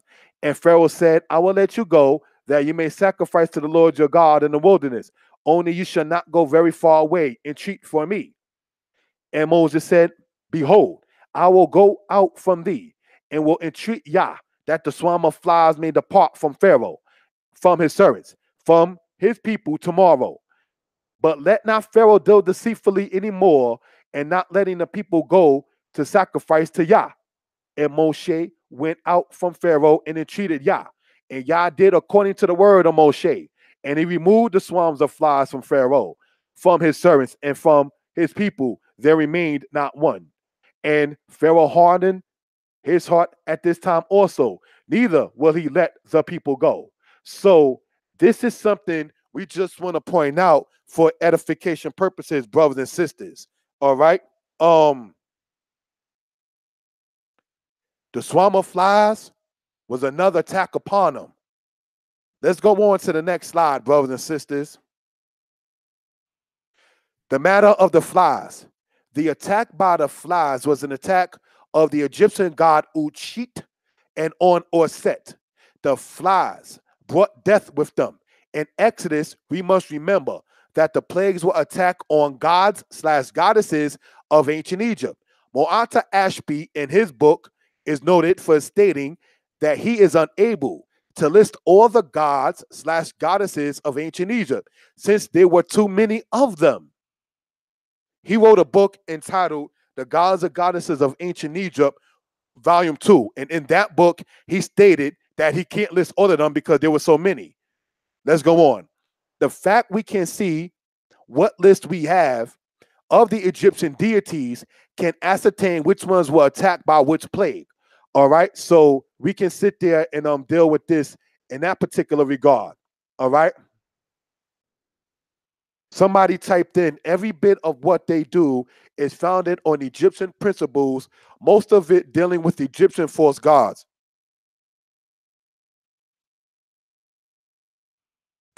Brothers and sisters, as we all know, the dollar bill has many symbols and symbolisms.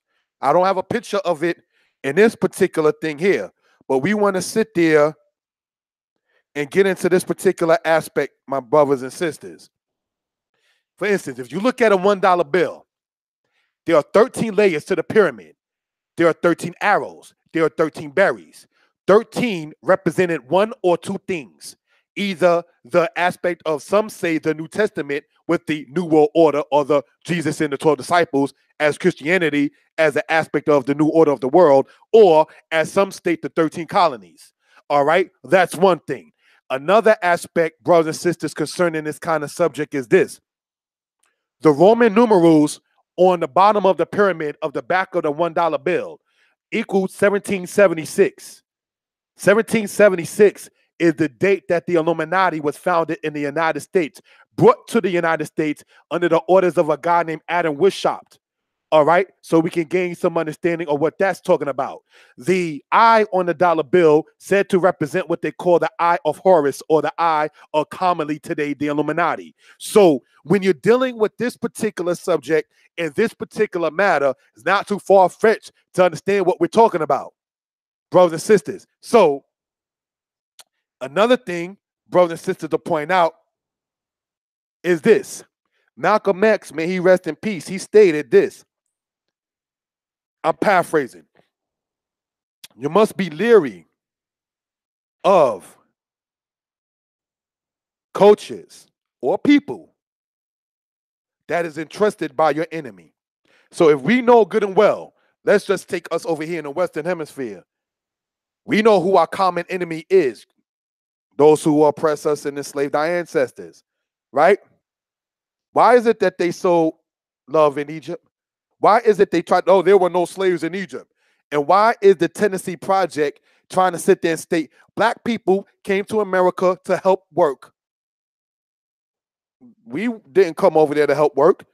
Now, there were people prior to the Atlantic slave trade going west in 1518.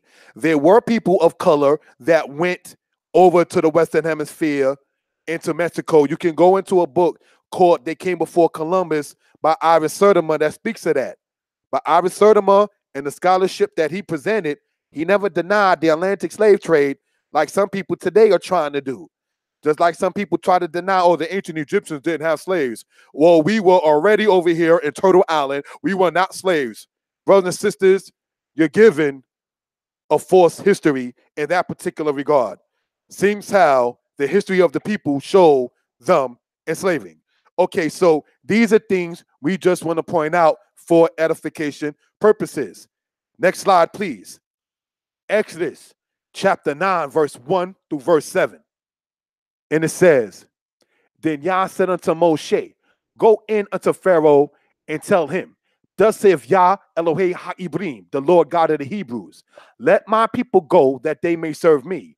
For if thou refuse to let them go and wilt hold them still, behold, the hand of Yah is upon thy cattle, which is in the field, upon the horses, upon the asses, upon the camels, upon the oxen, and upon the sheep, that there shall be a very grievous murrain.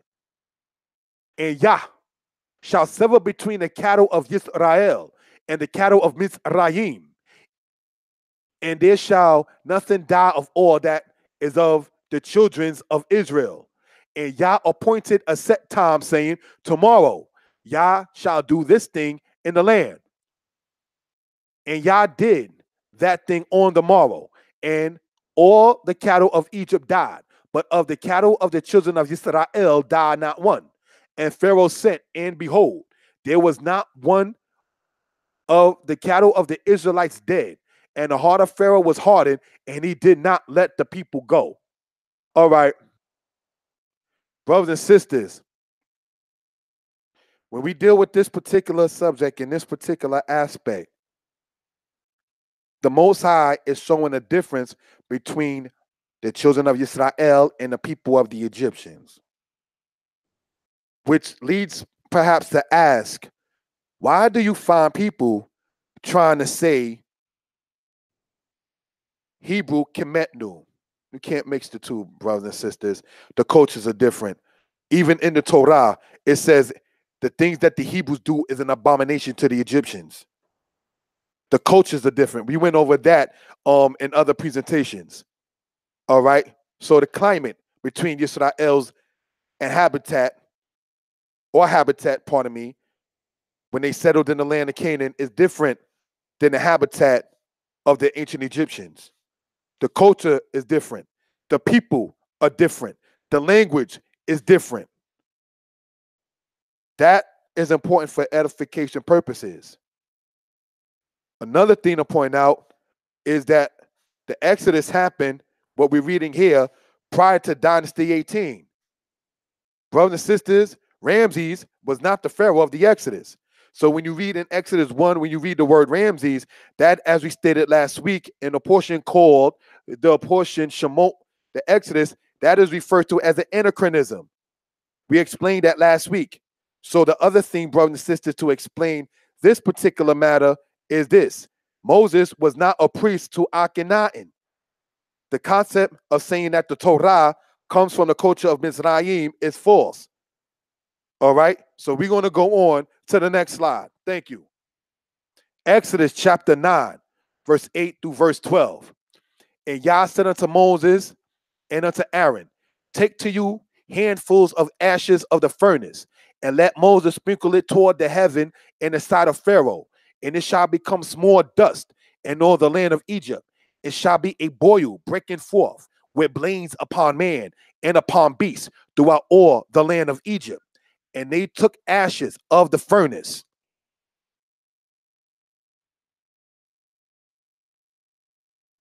It says, and they took ashes of the furnace and stood before Pharaoh, and Moses sprinkled it up toward heaven, and it became a boil, breaking forth with blains upon man and upon beasts. And the magicians could not stand before Moshe because of the boils, for the boil was upon the magicians and upon all the Egyptians. And Yah hardened the heart of Pharaoh, and he hearkened not unto them, as Yah had spoken unto Moshe. So this is something we want to point out. Let's go on to the next slide. The matter of the boils and blains. This was an attack upon the gods Bes and Orthet. Within the furnaces of the dust was from the charcoal, which would contain arsenic. And when inhaled, the people affected did get sick, and some would pass or could pass away. Blains are also called chilblains or chilblains and can form out from of a boil. The boil is made in your skin of your body due to an infection. It varies on the type of infection. One of the things to point out again in the Apira Papyrus, it's as we mentioned earlier, he stated, laughter is ceased from among men. So, one of the things to point out, brothers and sisters, is when it says that they took dust from the furnace and threw it toward heaven. And with that, flicker. And with that, brothers and sisters, what we're dealing with in that particular regard, it says that it broke forth from the boil into blains, which is actually a very, very painful thing for somebody to sit there and deal with. In order to sit there and deal and to get rid of boils, you have to sit there and get medicinal help. In many cases, herbs. Brothers and sisters, the Egyptian book of medicinal use, for instance, is referred to as the Eber's Papyrus. All right, Ebers. Now, the Eber's Papyrus, which dates to the era of what they consider the Old Kingdom of Egypt, it points out certain things such as saying what? You take cow manure as a form of a contraceptive. You heard right. Yeah. And another thing is they would use feces on open wounds and cuts as an aspect of healing. Brothers and sisters, it is waste. Your urine is waste. Yeah, you heard right. You heard right. They would use feces as an aspect of healing. So when you begin to sit there and get into this kind of thing, you can look this up in what is referred to as the Eber's Medical Papyrus of ancient Egypt. These are some of the customs that they were into doing. You understand? For their own selves. So another thing, brothers and sisters, is when they dug up the mummies of the females of the Middle Kingdom of Egypt, they began to look and see like it seems as if the vaginal area was corroded more than any other part. But when you're using feces from animals such as a lamb's manure as an aspect of a contraceptive, you're not going to sit there and be surprised of the things that you'll sit there and see. When you have a concept of a man with breasts as a form of nourishment, when earth is represented as a male. This is why when you go in the scriptures, it says, after the doings of Egypt, where you dwelt, you shall not do. And people try to come to us as Israelites to say, oh, well, the way y'all talking, you against black. No, the ancient Egyptians, correct me if I'm wrong, never had any wars against the white man. So it's not us supposedly against the aspect of the black Egyptians. Because, see, the so-called conscious community, right? They take Egypt, Kemet, as they say, and that represents all black. And Greece represents all white. So there were no other black nations outside of Egypt or Kemet. The Noak, that doesn't matter. Cush, that doesn't matter. Mitanni, doesn't matter. Babel, doesn't matter. The Kassite, doesn't matter. Canaan, doesn't matter. Everything was just all Kemet according to their understanding of today. And anything that's against Kemet has to be white because, see, they take Kemet as an aspect of saying black, and they take the Greek as an aspect of saying white. So the people from Norway and Sweden and the people of England and the people from Ireland and the people from Spain who were Caucasians themselves, white people, okay, that doesn't matter. All the other white nations of Europe doesn't matter. All the other black nations of the continent of Africa doesn't matter. Everything is just Kemet, Egypt, and Greece. Amazing. But when you talk to those who are anti-Tanakh, anti-Israel, this is the theology and the philosophy that they hold. That's why when you talk to them, everything is like, oh, well, if you look, we had 32 dynasties. That's not trying to be dogmatic or to put anyone down. But when they brag, talking about we had 32 dynasties, you didn't study something correctly, because the 32nd dynasty of Egypt was the Ptolemy dynasty. That's after the era of Alexander. Alexander is shown on the walls of Egypt standing next to the gods of the Egyptians. And that's another subject. But getting back into a particular matter, brothers and sisters, is this. If you have, for instance, even in today's time, right? You have a resume. The more jobs on that resume, the worse your resume looks, you know. The more dynasties a society have, the worse that society is. I don't know if we understand what's being stated. If you have a lot of jobs on a resume, it looks as if you can't keep a job, or it looks like you don't want to have the jobs, that you quit or get fired too easily.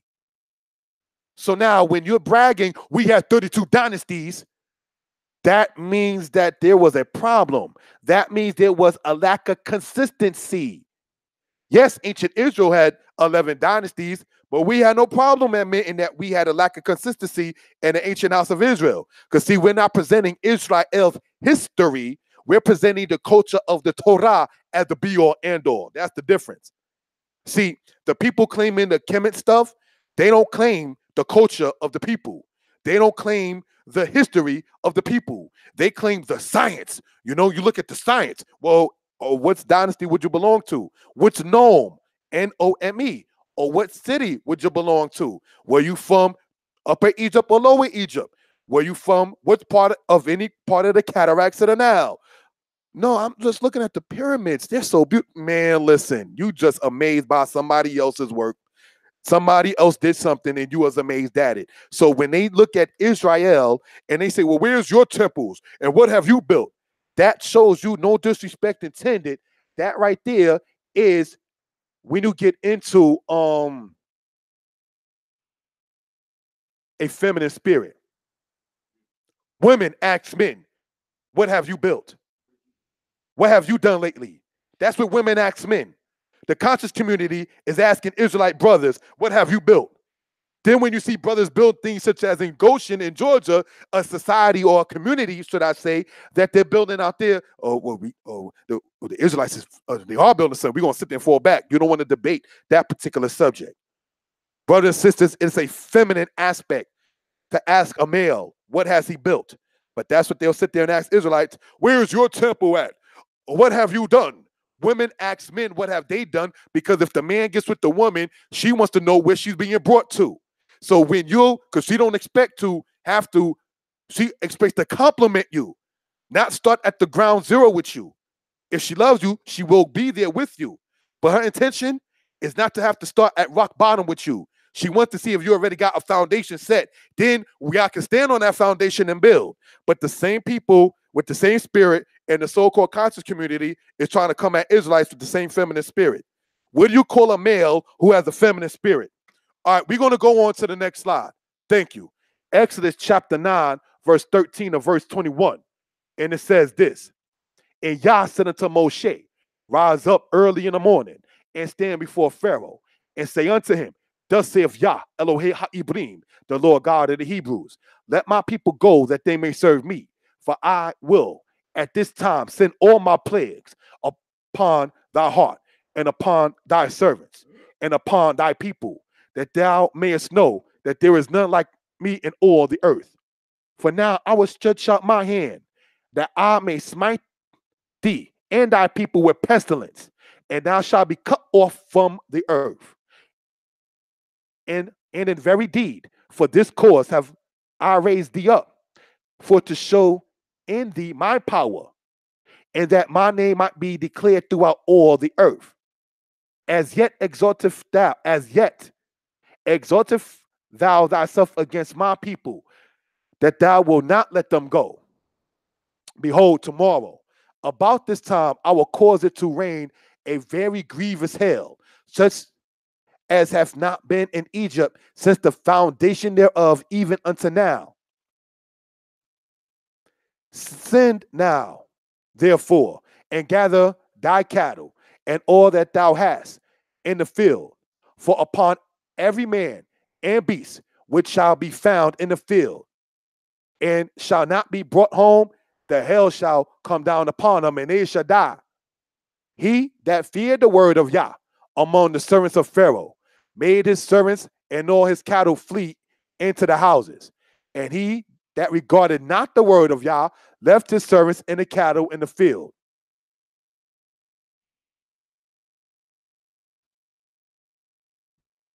So this is something we want to point out for edification purposes. We're reading here in regards to what happened, brothers and sisters, with the plague of hail. Next slide, thank you. Apura, matter explained further attack on the gods, meaning on the gods of Egypt. All right? Apura stated, death is not lacking. Death of the animals, death of the frogs, flies, people. Apura also stated, the cattle mourn. Hail and fire. Attack on the gods Nut and Jeb, because Nut was the sky god. So the hell coming down upon the Egyptians from the sky upon the earth was an attack on both Nut, the Egyptian sky god, and Jeb, the Egyptian earth god. Locust, attack on the gods Nut and Asar. So these are things we just want to point out for edification purposes. So as we stated earlier in Exodus 12, when it said the Most High will do vengeance on the gods of the Egyptians or take judgments on the gods of the Egyptians, that's what we're dealing with in that particular regard, brothers and sisters. All right. So we're going to go on into the next slide. Thank you. Exodus chapter 9, verse 22 to verse 35. And Yah said unto Moshe, stretch forth thine hand toward heaven, that there may be hail in all the land of Egypt, upon man and upon beast, and upon every herb of the field throughout all the land of Egypt. And Moshe stretched forth his rod toward heaven, and Yah sent thunder and hail, and the fire ran down along the ground, and Yah rained hail upon the land of Mizraim. So there was hail and fire mingled with the hail, very grievous, such as there was none like in all the land of Egypt since it became a nation. And the hail smote throughout all the land of Egypt, all that was in the field, both man and beast. And the hail smote every herb of the field and brake every tree of the field. Only in the land of Goshen, where the children of Israel were, was there no hail. And Pharaoh sent and called for Moshe and Aharon, and said unto them, I have sinned this time. Yah is righteous, for I and my people are wicked. It says, and I and my people are wicked, Salak Lee.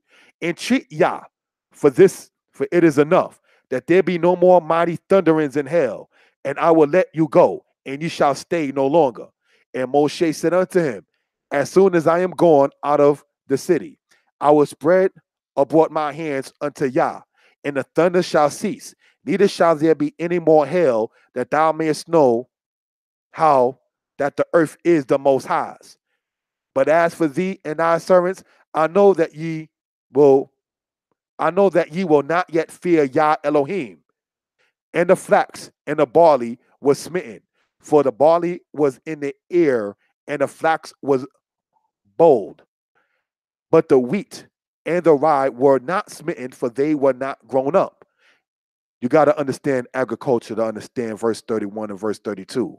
And Moses went out of the city from Pharaoh and spread abroad his hands unto Yah, and the thunders and hail ceased, and the rain was not poured upon the earth. And when Pharaoh saw that the rain and the hail and the thunders were ceased, he sinned yet more and hardened his heart, he and his servants. And the heart of Pharaoh was hardened, neither would he let the children of Israel go, as Yah has spoken by Moshe. The matter of Epura, part 2. Now, this is something we want to point out for edification purposes. Essentially, the Pharaoh would say, okay, get rid of this plague, the people will leave. And then when the plague would be relieved from the people and the people relieved from the plagues, it's like, well, no, I'm not going to let the people go. You understand? So this is something we want to point out for edification purposes. And it says this, Epura stated, indeed, all animals, their hearts weep, cattle mourn, because of the state of the land. The fact that he mentioned cattle moaning shows that there was something wrong. In Exodus chapter 9, verse 3 to 5, we read, "Behold, the hand of Yah is upon the horses, and upon the asses, and upon the camels, and upon the oxen, and upon the sheep. There was a very grievous murrain, and Yah shall sever between the cattle of the children of Israel and the cattle of Mizraim, and there shall nothing die of all of the children of Israel. And Yah appoint a set time, saying, Tomorrow Yah shall do this thing in the land." It is interesting to note that both the Bible, the Torah, and the Epira Papyrus speak of cattle and the fact of something happening in the land. What would make the cattle mourn? The death / plight of other cattle. The Hebrew in Exodus chapter 9, verse 3 says the word deber, meaning plague or pestilence. The understanding is that the pestilence with the cattle caused other to mourn in the land. Epira goes on to say, "Indeed, terror kills. That has perished, which yesterday seen, and the land is left over to its weakness and cutting of flax. Commoners coming and going in dissolution." In another part, Epira says this, "Indeed, everywhere barley has perished, and men are stripped of clothes, spice, and oil. Everyone says there is none. The storehouse is empty, and its keeper is stretched on the ground, and happy state of affairs." In the Bible, chapter 9, verse 31, it says, "And the flax and the barley were smitten, for the barley was in the ear, and the flax was bold." This shows here that the flax was attacked by the plague of hail and fire. In attacking all the gods of Egypt, one plague may attack several gods of Egypt at one time. Thus, the hail on the earth was attacking Jeb, and the fire was attacking the trees. By the attacks on the land and the trees and the cattle, we see why Epira says cakes are lacking for the children. There is no food. Magistrates are hungry and perishing. Brothers and sisters, you can actually Google and download a copy of the Epira Papyrus, and you'll begin to sit there, knowing the plagues of Egypt, you begin to sit there and see how the correlation is. See, the Epira Papyrus is dated to the Middle Kingdom of Egypt, as we shown last week in this presentation called the portion Shemot, the Exodus, is also dated to the Middle Kingdom of Egypt. So these are things we just want to show for edification purposes. Shalom. It is interesting to note that the Epira Papyrus, it says, scribes are killed and their writings are taken away. The fact that scribes are killed shows that some were trying to hide things from the general populace. It was not uncommon in Egypt to even hide the names of leaders or to change the names of leaders. Following is an article regarding the fact that Torah is not part of the Egyptian culture. It will be read to you. Shalom. So this is just something we wanted to point out, as we always state, for edification purposes. Now, regarding the fact, brothers and sisters, to decimate the claim that the Israelites was, they took from the Egyptian culture, and the plagues that you see is copied, from the Epira Papyrus. Brothers and sisters, when would the Israelites have time to even sit there and copy anything from the Egyptian culture, being that they left Egypt in haste? Oh, it was plagiarized. So then who was the plagiarist? If you're going to say something that's plagiarized, you can't state such and not name who the plagiarist is or when did the plagiarism happen. Because, see, the average populace of the ancient Egyptians was not into getting into their own records of the royalty, such as what they call the Book of the Dead, or the Book of the Coming Forth by Day, or the writings in the coffin text, or the writings in the pyramid text. The average Egyptian was not into even being privy to that. So how would the Hebrews get into that? All right. So this is just something we want to show for edification purposes. All right. Now,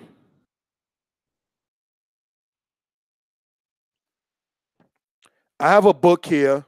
Well, yes, this is the book that I wrote, reading from. As advertised before, you can get this online, called "Did the Torah Come from the Culture of Tameri?" All right, you can actually sit there and get this online. I want to read part of it in this particular regard. For those who happen to have it, you can follow along. And this is on page. We're going to start from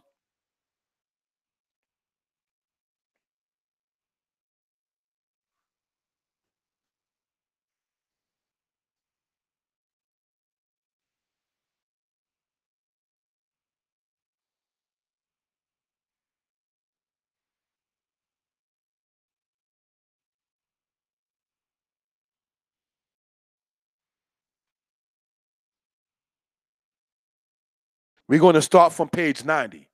All right. But for edification purposes, what you're looking at is a more close and direct picture of the Egyptians slaying their captives, memorialized. And what you're looking at on the right hand side is from the Brooklyn Papyrus 35.1446. The square things that you see there is when you read about Issachar and Asher inside of the Brooklyn Papyrus, which is dated to the Middle Kingdom of Egypt. So this is just something we want to point out for edification purposes. All right, brothers and sisters, when we deal with this particular subject matter, all right, we're going to read from the book, Did the Torah Come from the Culture of Tameri? Written by Giving Thanks to the Most High myself, a book you can get online. All right, I'm going to put in the ISBN number for those who are interested in this as follows.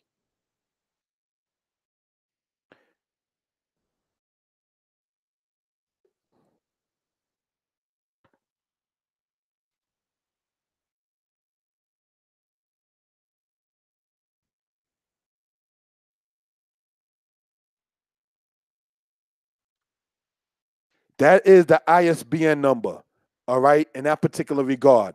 978-153-088-1918.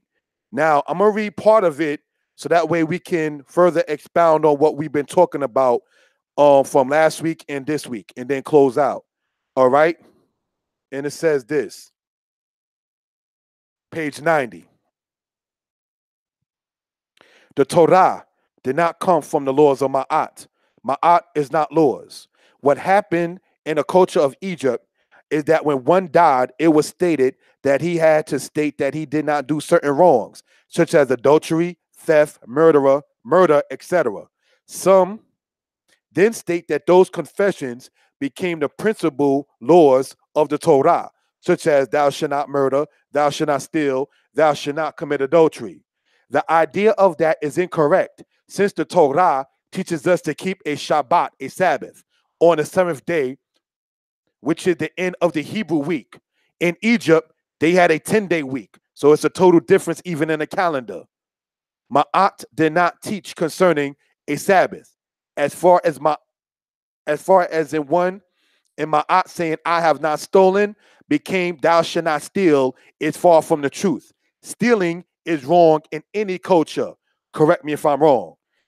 This is why when one steals, one sneaks to do it. One who does not sneak to steal is not a thief. He is a robber. Both acts, robbery and theft, are found in almost every culture. Correct me if I'm wrong. I can personally state that when I was a child, I would look to see if people were around and then steal from the woman who gave birth to me, which was sad. My only defense, speaking personally, at that point in my life was I was a child at that time.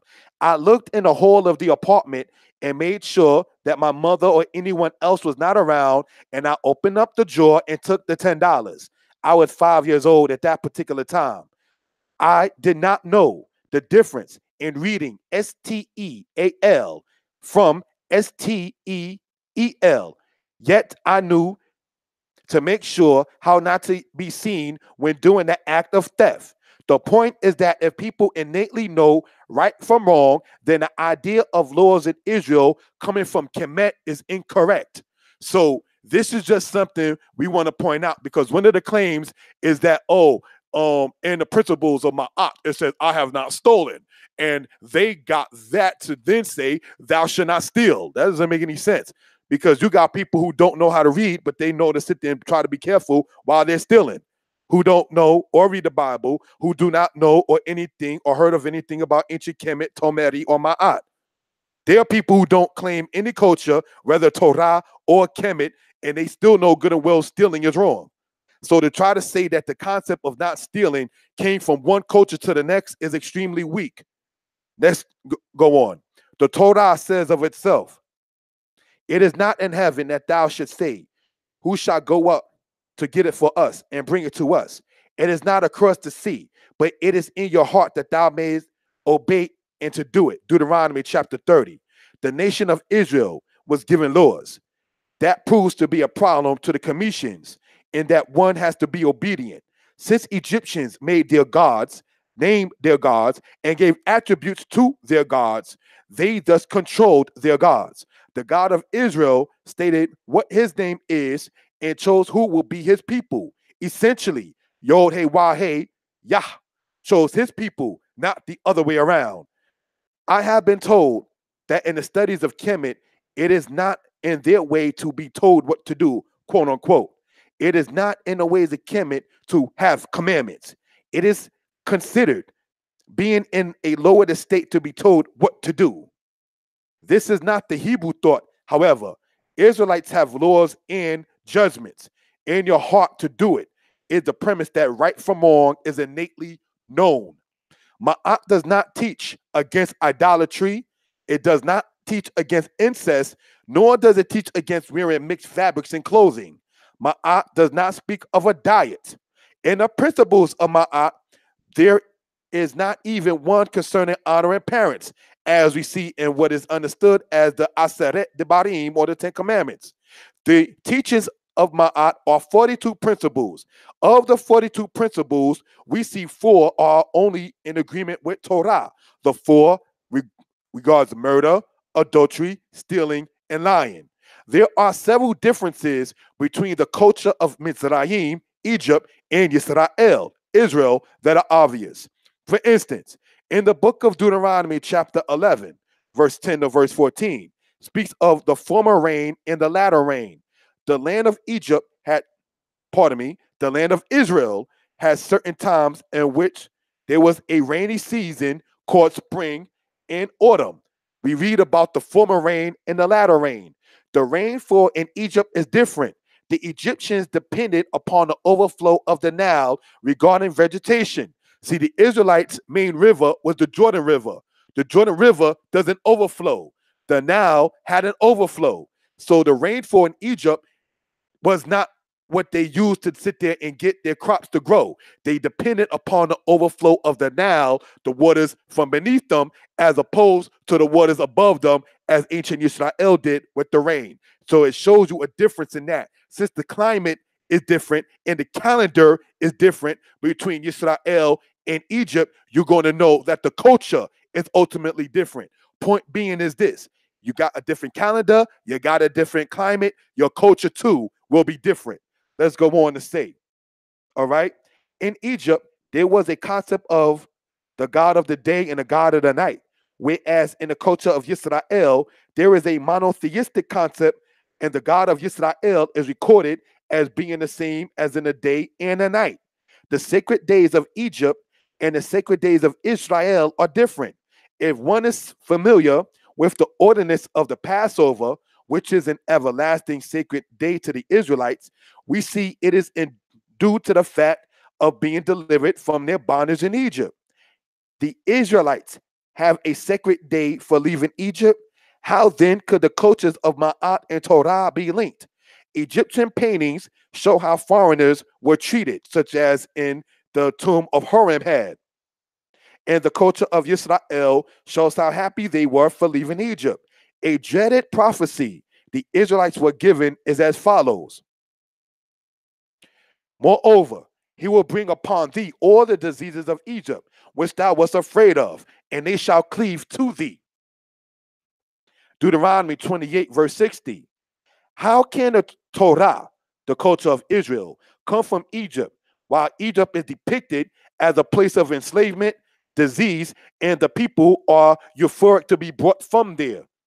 Throughout the history of Israel, as seen in Exodus chapter 32 and in 1 Kings chapter 13, we see that the people said, "These are your gods, O Israel, that brought you forth from the land of Egypt." The Israelites were worshiping idols and thankful to the idols for being brought out of the land of Egypt. Egypt was not a happy place for the Kabiru or the Israelites. The prophets of the people of Israel did condemn Israel for worshiping those idols. Ezekiel chapter 20, verse 7 through verse 8 says this: "Then said I unto them, Cast ye away every man the abominations of his eyes, and defile not yourselves with the idols of Egypt. I am your Wahe, your power. But they rebelled against me and would not hearken unto me. They did not every man cast away the abomination of their eyes, neither did they forsake the idols of Egypt.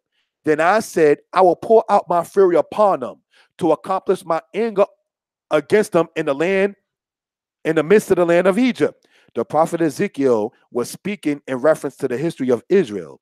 Israel did not forsake the idols of Egypt. Like many of us today, though we were oppressed in America, don't forsake the idols of America. Israel defiled herself with the abomination of their eyes. Abominations and idols of Egypt in the eyes of the children of Israel. What could this be speaking of? Deuteronomy 29, verse 16 says, "For ye know how we dwelt in the land of Egypt, and how we came through those nations which ye passed by. And ye have seen their abominations and their idols, wood and stone, silver and gold, which were among them." Moses was telling the Israelites in Deuteronomy that they had seen the abominations of those people in Egypt. Note that abominations, and then we read of idols of wood and stone, silver and gold. The abominations included incest, as was done with the Egyptian royalty. There is no reason why Heru, also called today as Horus, is able to walk and talk and have a side lock or braid and still being breastfed. By that time, he should have been weaned from the breast. The abomination of Kahun papyrus. It speaks of crocodile feces as a contraceptive. Another aspect is what is called the Eber's papyrus. One reads of using semen as flavoring in food. This is human semen that it speaks of using as a flavoring in food. An idol of Egypt shows a male who has a breast and a wife. This is speaking of Hapi, which we spoke of earlier, and his wife, Buto. Another aspect is when Hatshepsut, a queen of Egypt, is shown in male attire and running after men. Hatshepsut is the wife of Thutmose II. Why is a married woman running toward another man's erect phallus on the walls of ancient Egypt? Another one is the Pyramid Text 308, in which Geb is spoken of as an earth god. The problem, as stated earlier, with that is the fact that earth is feminine, not masculine. The other aspect is the fact that Senusret too, like Hatshepsut, is shown running after an erect phallus of Menu, men inside of the Egyptian culture, a fertility god. A problem with that is the fact that men is shown with a female, not shown with a female, not shown with a female. An erect phallus on a man is not shown with the female until Dynasty 18. Yet fertilization occurs inside the female. Here's the problem, brothers and sisters. See, when it says don't deal with the idols of Egypt, there's a reason why Torah says don't do that. How do you have an Egyptian god with an erect phallus and they're going to say that's the god of fertility? Being erect doesn't mean that you're fertile. It just means that you're erect. There's a distinction. In order to show fertilization, something had to have been fertilized. Yisrael, okay, let's go on. It says this: The idols of Egypt have a female on a lion with flowers in one hand and arrows in another hand, symbolizing sex. Sex acts were not to be publicly broadcast in the culture of Israel. Egypt was, and America is, off the hook in showing nudity as a form of art. From the time of Moses to Ezekiel, the prophets were condemning the acts of Israel when they, the Israelites, were doing the things Egypt did. The calf the Israelites worshipped in Exodus 32 was the Egyptian goddess Hathor. The act we read in Exodus 32 was not respected by Yah. Yah did not like the fact that Israel was worshiping a calf. They have turned aside quickly out of the way that I commanded them. They have made them a molten calf and have worshipped it and have sacrificed unto it and said, "This is your God, O Israel, that brought you out of the land of Egypt." Exodus chapter 32, verse 8. This act was not approved of by the Most High. Is there any record of an Egyptian god denouncing the worship of another Egyptian god? Brothers and sisters, we want this to be noted for edification purposes. What I just read to you is part from the book that I've been advertising, giving thanks to the Most High, that I wrote, entitled Egypt Talking Writing. Did the Torah come from the culture of Tameri? And it did not. So the quote unquote scholars and so forth, and the Egyptologists and the conscious community that's saying such, they are incorrect. All right. So we're going to go on and conclude out. All right. Hallelujah. Hallelujah. There's certain things we want to point out, brothers and sisters. The claim that's made against the Israelites, such as saying, well, yeah, he hardened the heart of Pharaoh, and then he said that the Pharaoh wouldn't let the people go. Isn't that like setting up for bait and then saying that it didn't happen?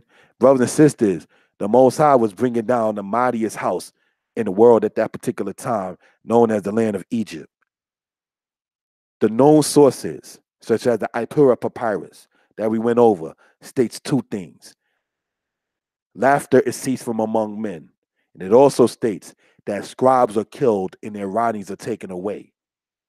So if the scribes are killed, why were they killing their scribes? And why do they sit there and say, even in the so-called conscious community, oh, we don't want to deal with the papyrus. Let's just, let's look at the walls and, because you want to walk in mythology. Y'all the ones in mythology with that concept, not looking at the other records of the Egyptians, where it actually speaks as stated, where the scribes were killed and their writings were taken away. You want to see everything where it ran glorious and everything looks so pretty and everything looks so nice and we all are pharaohs and everybody is Hapsetzer and everybody is Thutmose. No, brothers and sisters, no, everybody was not no pharaoh. Everybody was not no queen in that particular regard. There was the layman, there was the peasant, and there was the servant. So this is something we want to go over for edification purposes. All right.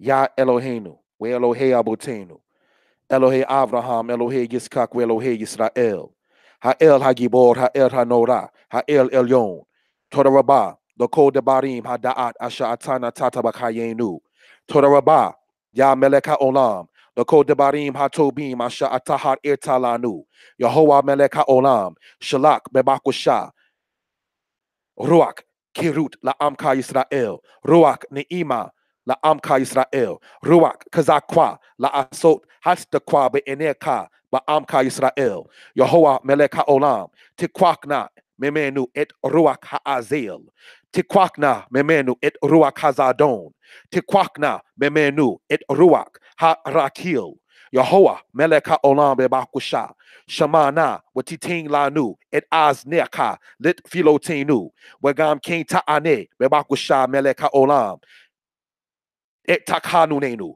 Watir E Bebakusha, et Za'akwatnu, Kasha anatnu zo akwim lefaneka. Meleka olam bebakusha. Tibne. Wagam Kane. Titakwim bebakusha et beneyadat. Wagam Kane. Bebakusha Yehovah Eloheinu. Tishmana. Wata'a zorna. Et ma'a se. Nasizi poraba. Machane haze. Bashem Shema Yisrael. Watiyana. Bebakusha. Et Sad Aharon. Be Eretaneged. Be Eretz. North Carolina.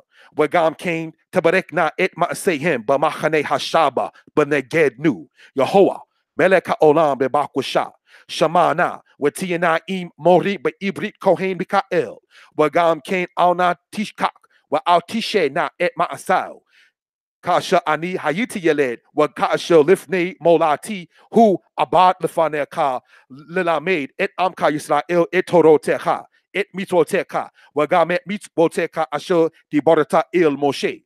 Yehovah, meleka olam, anak nu mitvadim lefaneka. Me look lakim mesor tutim, wagam kim mesor tutim, me look lakim. Wagam kim mesor tutim, me look lakim, wagilulim, gasim lefaneka a senu. A sinu, he ewinu, ki zabnu, ti abnu, salaklanu. Yehovah Eloheinu. Meko debarim haraim asha asinu be'eneka. Yehovah meleka olam bebakusha. Tienaim achenu. Et rab zuridan be more mishael. Wagam kain tebarekna abil. Wagam kain tienaim achinu. Et nasi yashuvel be edis Georgia be edita Goshen. With tienaim hanose hazot. With tienaim hanos im ha'ele ashohem osim lefaneka. Tip nam bebakusha Yehovah Eloheinu. Meleka olam shubla nu et sefatenu. Shubla nu et tadbutenu. Shubla nu et lishonenu. Shubla nu et kemulka bakayenu. Yehovah meleka olam tiena im hazaquim bamachane. Kasha akuba bit hakole. Watirpana oto. Tirpa bebakusha. Anaknu sho'alim, wa anaknu za'akwim lefaneka, et sornu netan el ben lewi, Yehovah, meleka olam bebakusha, tiyena im sornu, kebron, wagam kain tebarekna et beno nezekya, wagam kain tatzliak et ma'asal lefaneka, witiyena im ishto, witiyena im benotal ubnotal, Yehovah, meleka olam, titin lanu, Ne'ima be'eretz oibenu. Tiena bebakusha. Eko habrakot. Watikwakna etko hakulalo. Hallelujah. Hallelujah. Amen wa amen.